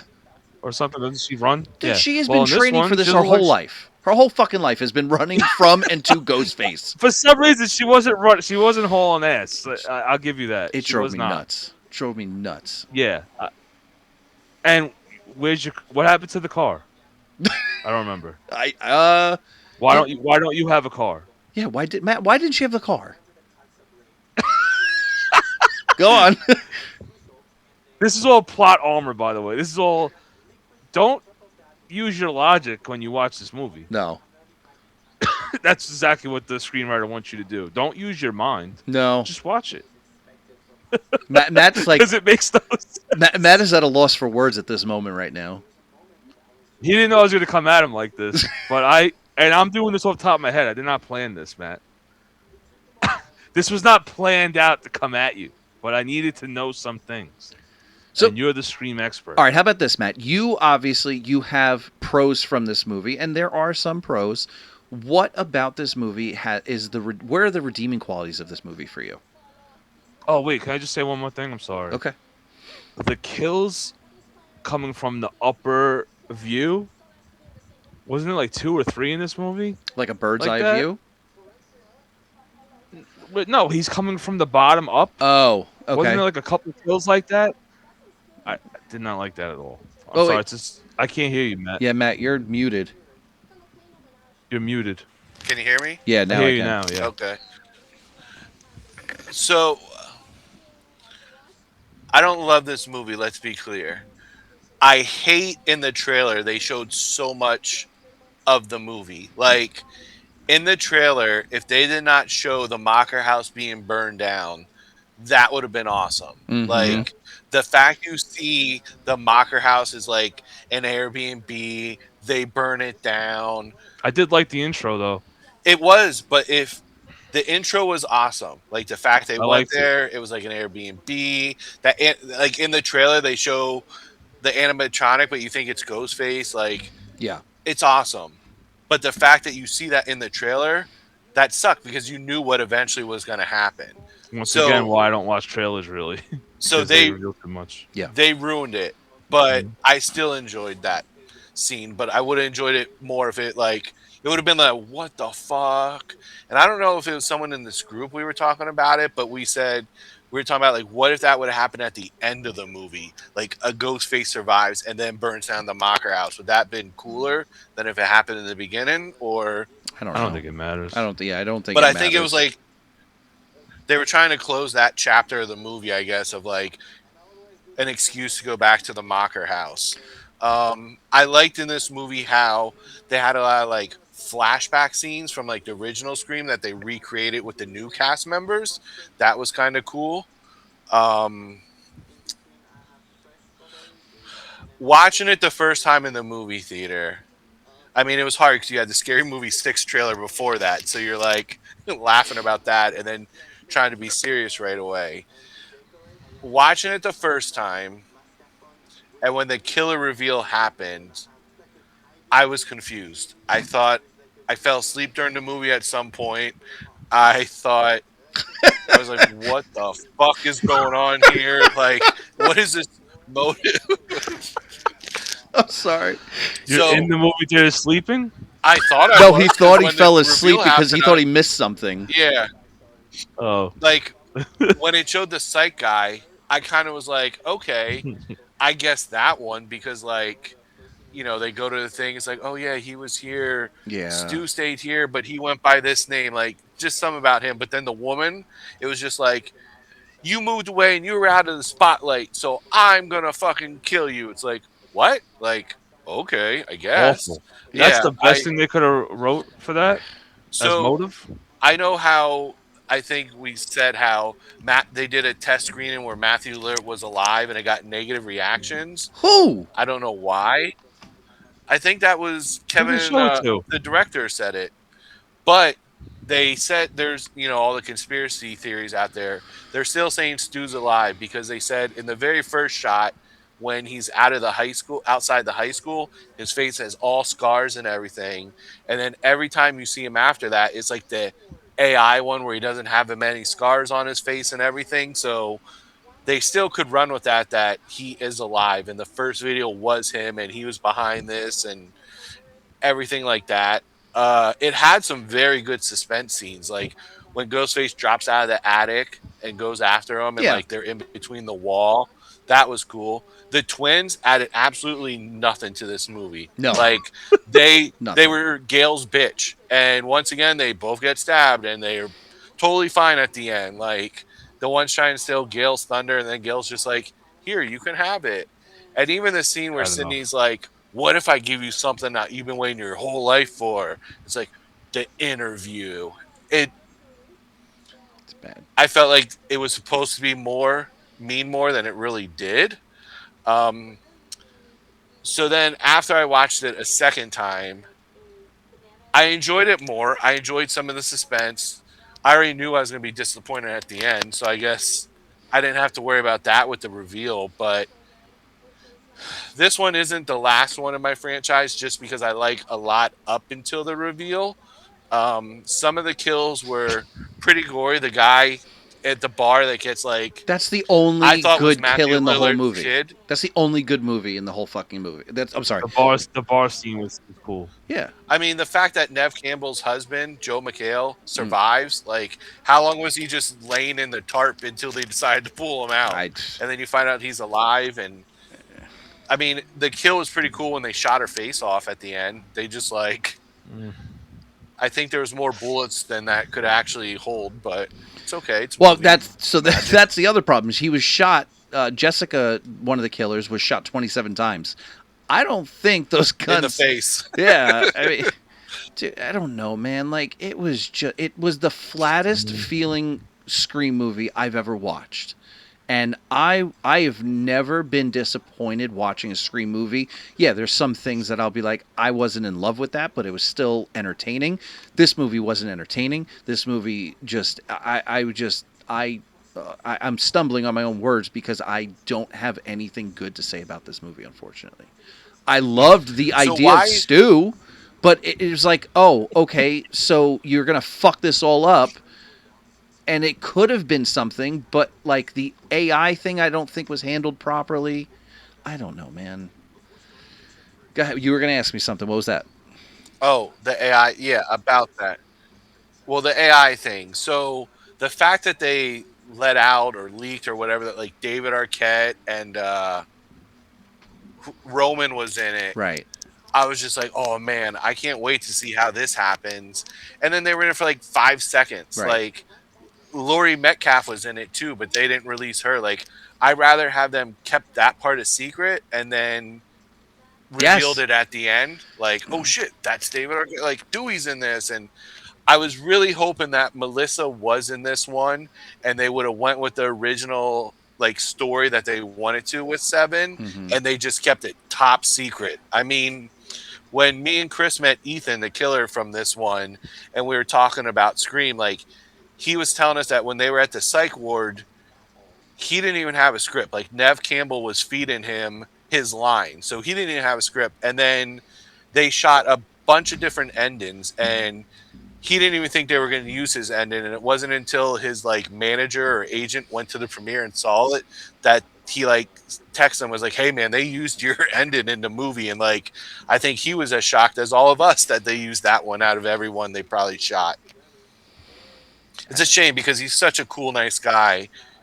He seemed it. He And really did seem like a it cool sucks. guy, and he was talking Like- to all the people that were up. Like he was one of those guys that just like talked to his fans, which is always what I love to see. But yeah, the killers were definitely, the reveals were the worst. And I just, at first, when she took off her mask, I thought it was Hayden Kirby at first for a split second. I was like, oh shit. And then I was like, oh, that's the neighbor. So it was weird. The neighbor had like no problem with her son just getting fucking murdered. Like, just boom, right at the bar. And then like the beer coming out of his mouth. It was just like, oh, that was pretty brutal. Like, Here's damn. my question with the whole killer reveal. Sydney is, as we have been learned to know about her, she's a pretty fucking smart cookie. She does her research. She makes sure that her shit is safe. You're gonna tell me that she was living next door to a serial killer this whole fucking time and had no idea, and she was friends with her? I mean, yeah, like she was dating Billy and this and that, but I don't know. I feel like we're at a point where Sydney should have been a lot fucking smarter than that. Am I wrong? No. Yeah, I think you're wrong. You do? Yeah, Okay. because it's very easy if the girl's not acting like a serial killer, and she's not a serial killer yet. If she's just walking around like a normal person, how would Sid know? And you're in a new town, new beginning And kind you're of in a thing. brand new town. You barely know this girl. You don't know what she does on her free time. Well, she works You for know? her. People up. Yeah, he's like you. Yeah, but so what? Yeah. I work with people too. I don't know what the fuck they do at night. They could be going out killing people. What the fuck does that mean? It's true. Like it's a very easy. That's a very easy explainable thing. Okay. That to me, that's not dumb. You could be a serial killer, and I would have no fucking idea. And I've known you since high school. I have Oh, no the idea signs- what you do. I have no idea what you do at night. I have no idea. You could say I'm going to bed, and you could be out there fucking slaying people. I can't do. It's I, a that's- very easy explainable. That is thing. way too much work But to we do know past he's 9 in o'clock. bed. I'm totally in bed. It's too But much if work. the girl's not, if But I the get what you're girl's saying. not, if the girl's just acting like a friend, Yeah. and she's not giving any hints, then okay. Yeah. Just why would Sid pick up on that? Fair enough. Now, the dumb part in the movie was when her daughter was in the coffee shop and she went in the safe room and she was locked in there. Why didn't she just stay in there? Like, she thought she shot Ghostface through the wall and, like, yeah, shoot him in the head. But, like, you're in the safest place. Like, nobody's getting there. Just stay in there. Don't come out. Yeah, but then you wouldn't have a climax to your movie. Mm-hmm. She'd just be sitting in the safe room, and then the movie ends. Yeah, then part 8 starts and she's still there. And then it's like, then This it's is why he can't write fucking screenplays. And then it's like, his main Saw. person would be sitting in a fucking room. Could have just hid in the fucking cave for 8 hours. What the fuck? Why didn't you fucking idiot? And then you have no movie. Now you have no movie. that's a banger. That is a But banger. then you, but then it's, oh man, I don't They know. have to do those things to progress the storyline. But like, yeah, it's dumb to us, but Yeah. they have to do that. They have no choice. Jesus. Now, in my opinion, just don't have the fucking daughter. Yeah. Get rid of that whole. I'm so sick of the whole thing, man. Get rid of Sid. Get rid of. Sid had her goodbye, in my opinion, in 5.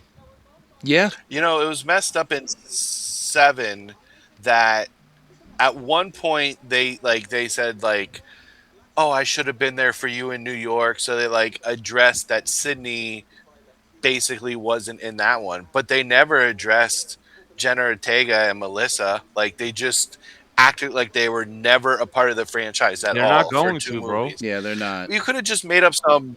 Just make up some dumb thing that like to close their story then or something You like. can't, because they can get sued. Yeah. You can't bring up 2 characters that got fired or quit. Quit. But if you use their character their name, will. they don't own their character name. Where you can just say, I don't know. I get what Matt's saying. Like, don't just think give them some, like, kind of like, oh, like, just kind of like talk about them in passing. But at the same token, like, I didn't expect it at all. So I wasn't looking for that in the movie. I don't know, man. I don't Would that have fixed anything? know. It would have just been It wouldn't have raised any rating for Yeah. me for them to do that. no, but just to be like, just to close that part of the story. It I would have guess. literally It was just- closed when she got fired. Right. It was closed. It would have literally just been some Yeah. extra chuffa in the movie. That's all it would have been. That's I it. would And I was warming up appreciate to her too. I was warming up to her character in 6, and I was like, all right, me, because 5 I didn't accept her. 5 Okay. I was completely just like, I don't like this. I don't like this new. Trying to like this new generation, but I'm not clicking with it. Mhm. 6, I was kind of getting. I was like, all right, let's see what they do in 7, and that whole thing happened. I was more excited to see what the new people were gonna do. Yeah. We already know what Sid's gonna do. We already know how she's gonna react and what she's gonna do. Same fucking thing every movie. Well, apparently, How people aren't sick of it yet, I don't understand. I don't either, but apparently, like, the alternative route that they were going to go before everything went to shit was that, not Sam. No, Sam. Sam would have essentially went haywire and become the killer because Tara was murdered. Become the killer. Right. And that's perfect. Yeah. Like, she's literally Billy Loomis's daughter. Like, that makes sense. This doesn't. Nothing about this made sense. I don't watch this movie and be like, oh man, I gotta watch this again. It's No. one of those where I didn't like the feel of it. I don't like the atmosphere of it. It didn't feel like any of the other ones. No. I remember Matt, like you told me, it felt like the original in some scenes. I didn't agree with you at all. It had nothing related to the original, in my opinion. No suspense or anything. Nothing. I wasn't really. To me, it was like they're trying to be safe, but they had no ending, Yeah. and they give you this bullshit ending in its place. I think they tried That's what it was. very hard to make it feel like the original, but it didn't. I didn't get that at all. Yeah, Yeah, it was I too didn't. much. I didn't feel anything about the original in this. Yeah. No scenes that felt the same. I Well- mean, even the part where Sydney's daughter sneaks the boyfriend in and like Well, I get what that's they were the going stuffed for. animal, and even they had the curfew where they were like closing their businesses. Right. There was a lot of like They was- references. Trying to go for it again, but I don't know. I feel like the original they took their time with it. They had like a certain song. They had "Don't Fear the Reaper" in the background. It just adds to the whole. "Don't Fear the Reaper" is playing, and it's the cover, and it's a slow version. It just adds to the whole atmosphere and the feel of that scene. And this one just doesn't have that. I don't remember. I don't think it's playing. I could be wrong, but I didn't get that feeling from this movie at all. I don't remember hearing it. I mean, you're never gonna get the feeling from the first one. Like that one, you can't touch it. No, you can't. No. To me, you just can't, man. Like, No. It's magic. It is. It's That one will. I could turn that on any day of this household and like just watch it. It's like a good background movie too that you just kind of turn on and pay attention when you wanna. But yeah, some of these other ones. Well, I gave you my bit of a opinion. struggle. I gave you my reasons why I didn't like, why I don't love them all the way, and I think I gave pretty good reasons why. Yeah. I didn't tear up the franchise, right? No. I No, think I you're didn't very tear it up. fair. I think I was very fair, and I just think the sequels were just all mid. Yeah. Like besides 4, they were all just kind of mid. Not bad movies, Right. not great movies, right in the middle.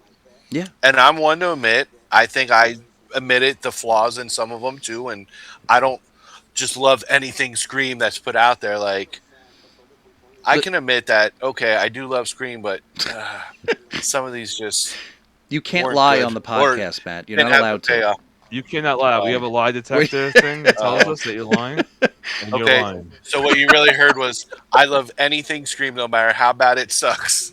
Yeah, we know this. And I'm gonna save that sound We know clip this. and play it for you Two's forever. better than 1, three's Oh. better than 2, Oh, God. 7's Before the I best. got my newfound love of 3, which only happened within the last few years, you were praising it like crazy, and I remember not liking it because I remember I saw it during the original run, Scream and 3. Scream 3, and I left it and I left it there with the original run. When that original run ended, I was like, I'm good. I don't need to watch this. I didn't love it. And I remember like you being like, oh no, it's great, it's this and that, and I was like, great. And I rewatched it now. I still don't think it's great, but it's better than what I thought. Yeah. I'll give you that. It's Yeah. a little better than where I had it. If I had it at a 4 before, I have it at a 6. So Oh, that's Still- almost passing. That's Yeah. good for me. it passed. It's mid once again. Yeah. Mid. Right. In the mid category. Without a doubt. And there's people I know that hate this franchise, Matt. So, I know people that hate these movies. Now, Mike, what's better, Scream 7 or Jaws? Oh, you're such a dick. First of all, Jaws is a fucking classic. Just because I don't appreciate it or it's not one of my favorite movies, it's a classic. It's literally cinematic, it's a cinematic masterpiece for the record. Like, 7 is not even close. Like, it shouldn't even be in the same sentence as Jaws. Oh, it happened. Masterpiece. That's awful. That's Terrible. I put Jaws 4 and Scream Oh. 7 in the same. What about Jaws 3? Jaws 3 I have fun with. Is I that like Dennis Jaws 3. Quaid? That's the one when they're at SeaWorld. They're in the I love SeaWorld, that the one. 3D Me movie. too. I like it too. Oh, it's the scene when Jaws is swimming, just like It's such right a to bad. the It's so screen. bad, but I like it. Mark, It's so what is bad it? it's good. What Yeah, is it it, is. Mark? It's enjoyable suckage. There we go. 100%. Enjoyable suckage. That Jaws 3 is enjoyable, Enjoyable suckage. suckage. It Jaws really is. 2, Jaws 2 is actually a decent movie. It's actually pretty good. I don't know if I You want, almost said that with a straight face. It is. Have you seen Jaws 2? Not in a while. Okay, so yeah, you don't It's know. I don't hard when remember you're Jaws cycling 2. through 7 Scream movies to find stuff I know. I can't take a break from watching Scream for a weekend. non-stop. That's I'd rather you watch anything else. Watch Friday 13th. Watch something. I did Anything rewatch besides all that. those recently. How about you finish watching Lord of the What do you- Rings, Matthew? Yeah, dude. I don't have that type Oh. of time. Insane. Like, those are 3 masterpieces, and you're just like, nah, I'd rather watch Scream 5 for the fucking 85th time. So much better than Lord of the Rings. Crazy. When's this podcast coming out? Tomorrow.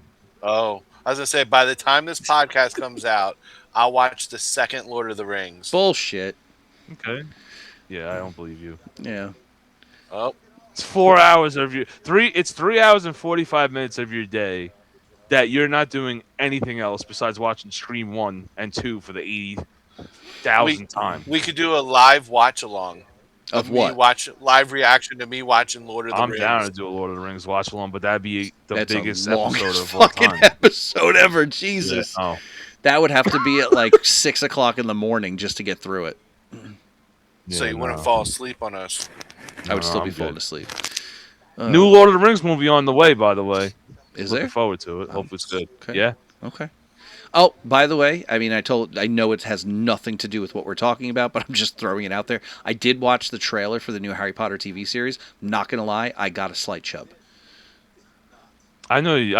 I told you. It just looks wait. The show's so- coming. They're gonna address the shit that they didn't get to in the movie. The trailer, we're- looks so fucking good, so good. I knew. Before- I knew. They made this for the nerds like you. I'm so happy. So So they fucking did. happy. Yeah. So And a you picture really of Mike happy. on the wall. What's that? I Well, told if him we're talking- when we we're were talking talking about about- Harry Potter. I said, just Yeah. wait, just chill. Yeah. It's coming. He The did. show's coming. He did.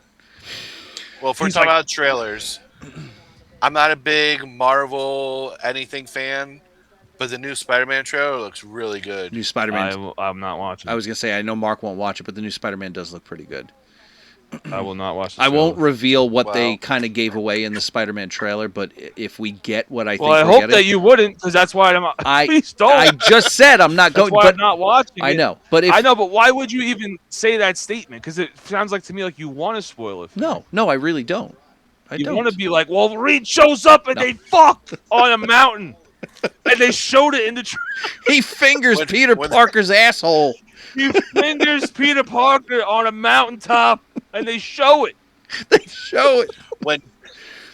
When Ghostface versus Spider-Man, Oh, it was God. epic. All right, you gotta go. All right, Mike. You had him on too long. Yeah. What time is it? 9:37. Oh yeah. Oh, it's way he's gonna be past my cranky bedtime. tomorrow. So Yeah. cranky. Mike's a cranky guy. I'm never Cranky cranky. guy, man. I don't think I'm ever cranky. Not once throughout your day are you cranky. No, I usually am. That's a lie. Yeah. That no, I is said a I usually am. bold-faced I am. All right, Matthew. Any last Oh, man. words or remarks for Scream in general? Nothing. He's got Hopefully, nothing. Scream 7 redeems itself. What?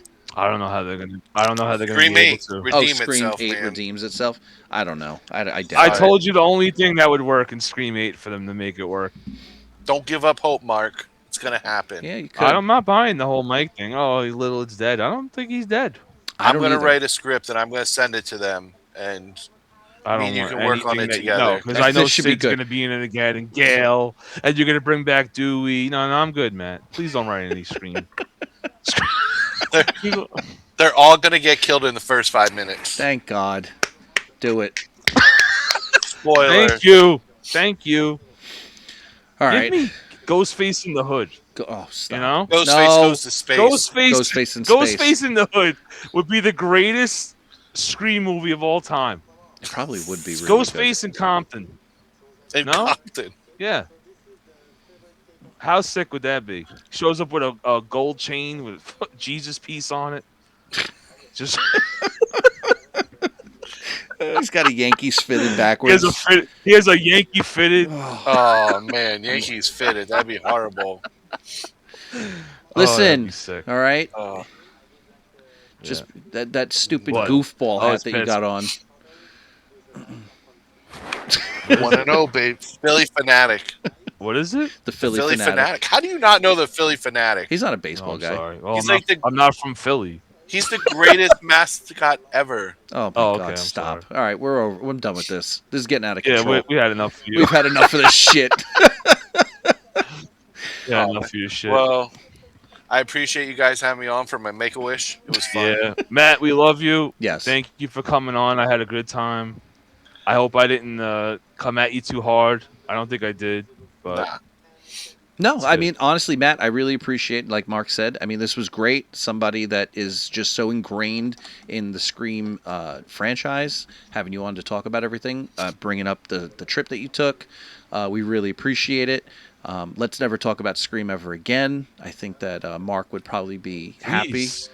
if that happens. I just want to reveal to anybody listening to this. I just want to reveal that I actually loved Scream before I met these guys. The group that I'm in right now made me fucking hate Scream. All They right. talk about it. It comes up at least once a month about Once a month. like the same fucking thing that we just talked about last month. Dude, I can't. Please. Can we Please. can we not blame the group as a whole and blame the person responsible for it all? You. No, what the fuck did I do? Fucking you. I didn't do shit. I don't know. I don't know who brings it up. One of It's- you bring it up. it's either Scott. Matt, you, or Scott. I don't It's know who Scott. brings it. It's Scott, right? It is Scott. Yeah, it's Scott. Yeah, it's always Scott. Scott. It's- He's another one obsessed with this movie too. Like, fucking guy got to talk about this every month. Oh, fuck, marry, kill. Like every fucking month, the same 3 people. We already did this 10 fucking times. The same 3 people. I'm sorry, I'm just venting, but I got to get it off my chest, or I'll have a heart attack. So It's true. He can't keep this shit in, it's people. fucking stupid. Mike, how many times did we play Fuck, Marry, Kill with the same 3 people from Scream? We did it live From in Scott? person. Yeah. Yeah, but how many times would you say Uh, was it brought up? I honestly, I probably lost count. I'm not gonna lie. It's more than a handful. That's for sure. I lost count. I would say 7. No, I think I'm it's at more than 7. that. I think it's more than that. More, Is it more than that? 7. Yeah. And I think the last time he did it, which was recently, I said, "Yo, what the fuck?" That was in We did person. this. In person. Oh, this is at Monster Mania. I Yeah. did this. Yeah. Yeah. Oh, yeah, because I'm like, dude, what the fuck? How many times you gonna ask me the same question? I thought you were gonna kill him. I I literally. want to kill them all 3 of them. Kill them. No fucking, no marrying, just kill all 3. I've had enough. kill all the And fucking you. people. Killing you.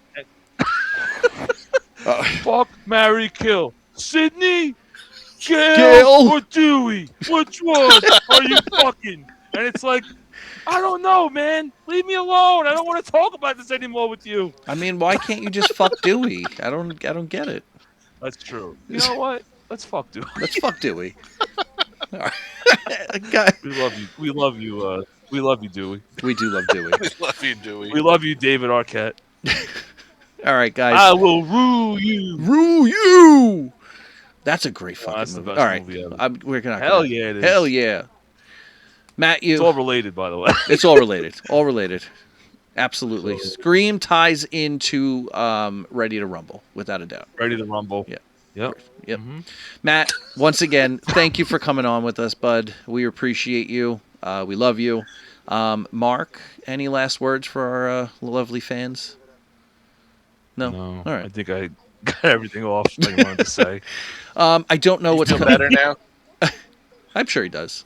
I don't know what's coming next. Mark and I, obviously, we have so many ideas. I don't know what we've decided on after this one. We do have some great episodes coming for you guys, though. I'm really excited about a lot of the content that we're about to put out. We are being featured on the Pod Radar right now, so if you haven't voted for us yet, please go vote for us. We made it where I think right now we're in 3rd, so I would love some more votes there. Other than that, obviously, I forgot to let you guys know in the beginning, but obviously like, comment, subscribe. Yeah. Matt, any last words? Thanks for having me on. I had a blast. All right, dog. All right, Appreciate awesome. it. And we're gonna have you back on. We'll do something else one of these days. Yeah, we're gonna talk about Ninja Lord of the Turtles, Rings with you. baby. What? Ninja Turtles. That'd Oh. be fun. We'll do a Ninja Turtles Yeah, we'll episode do with that. Matt. All right.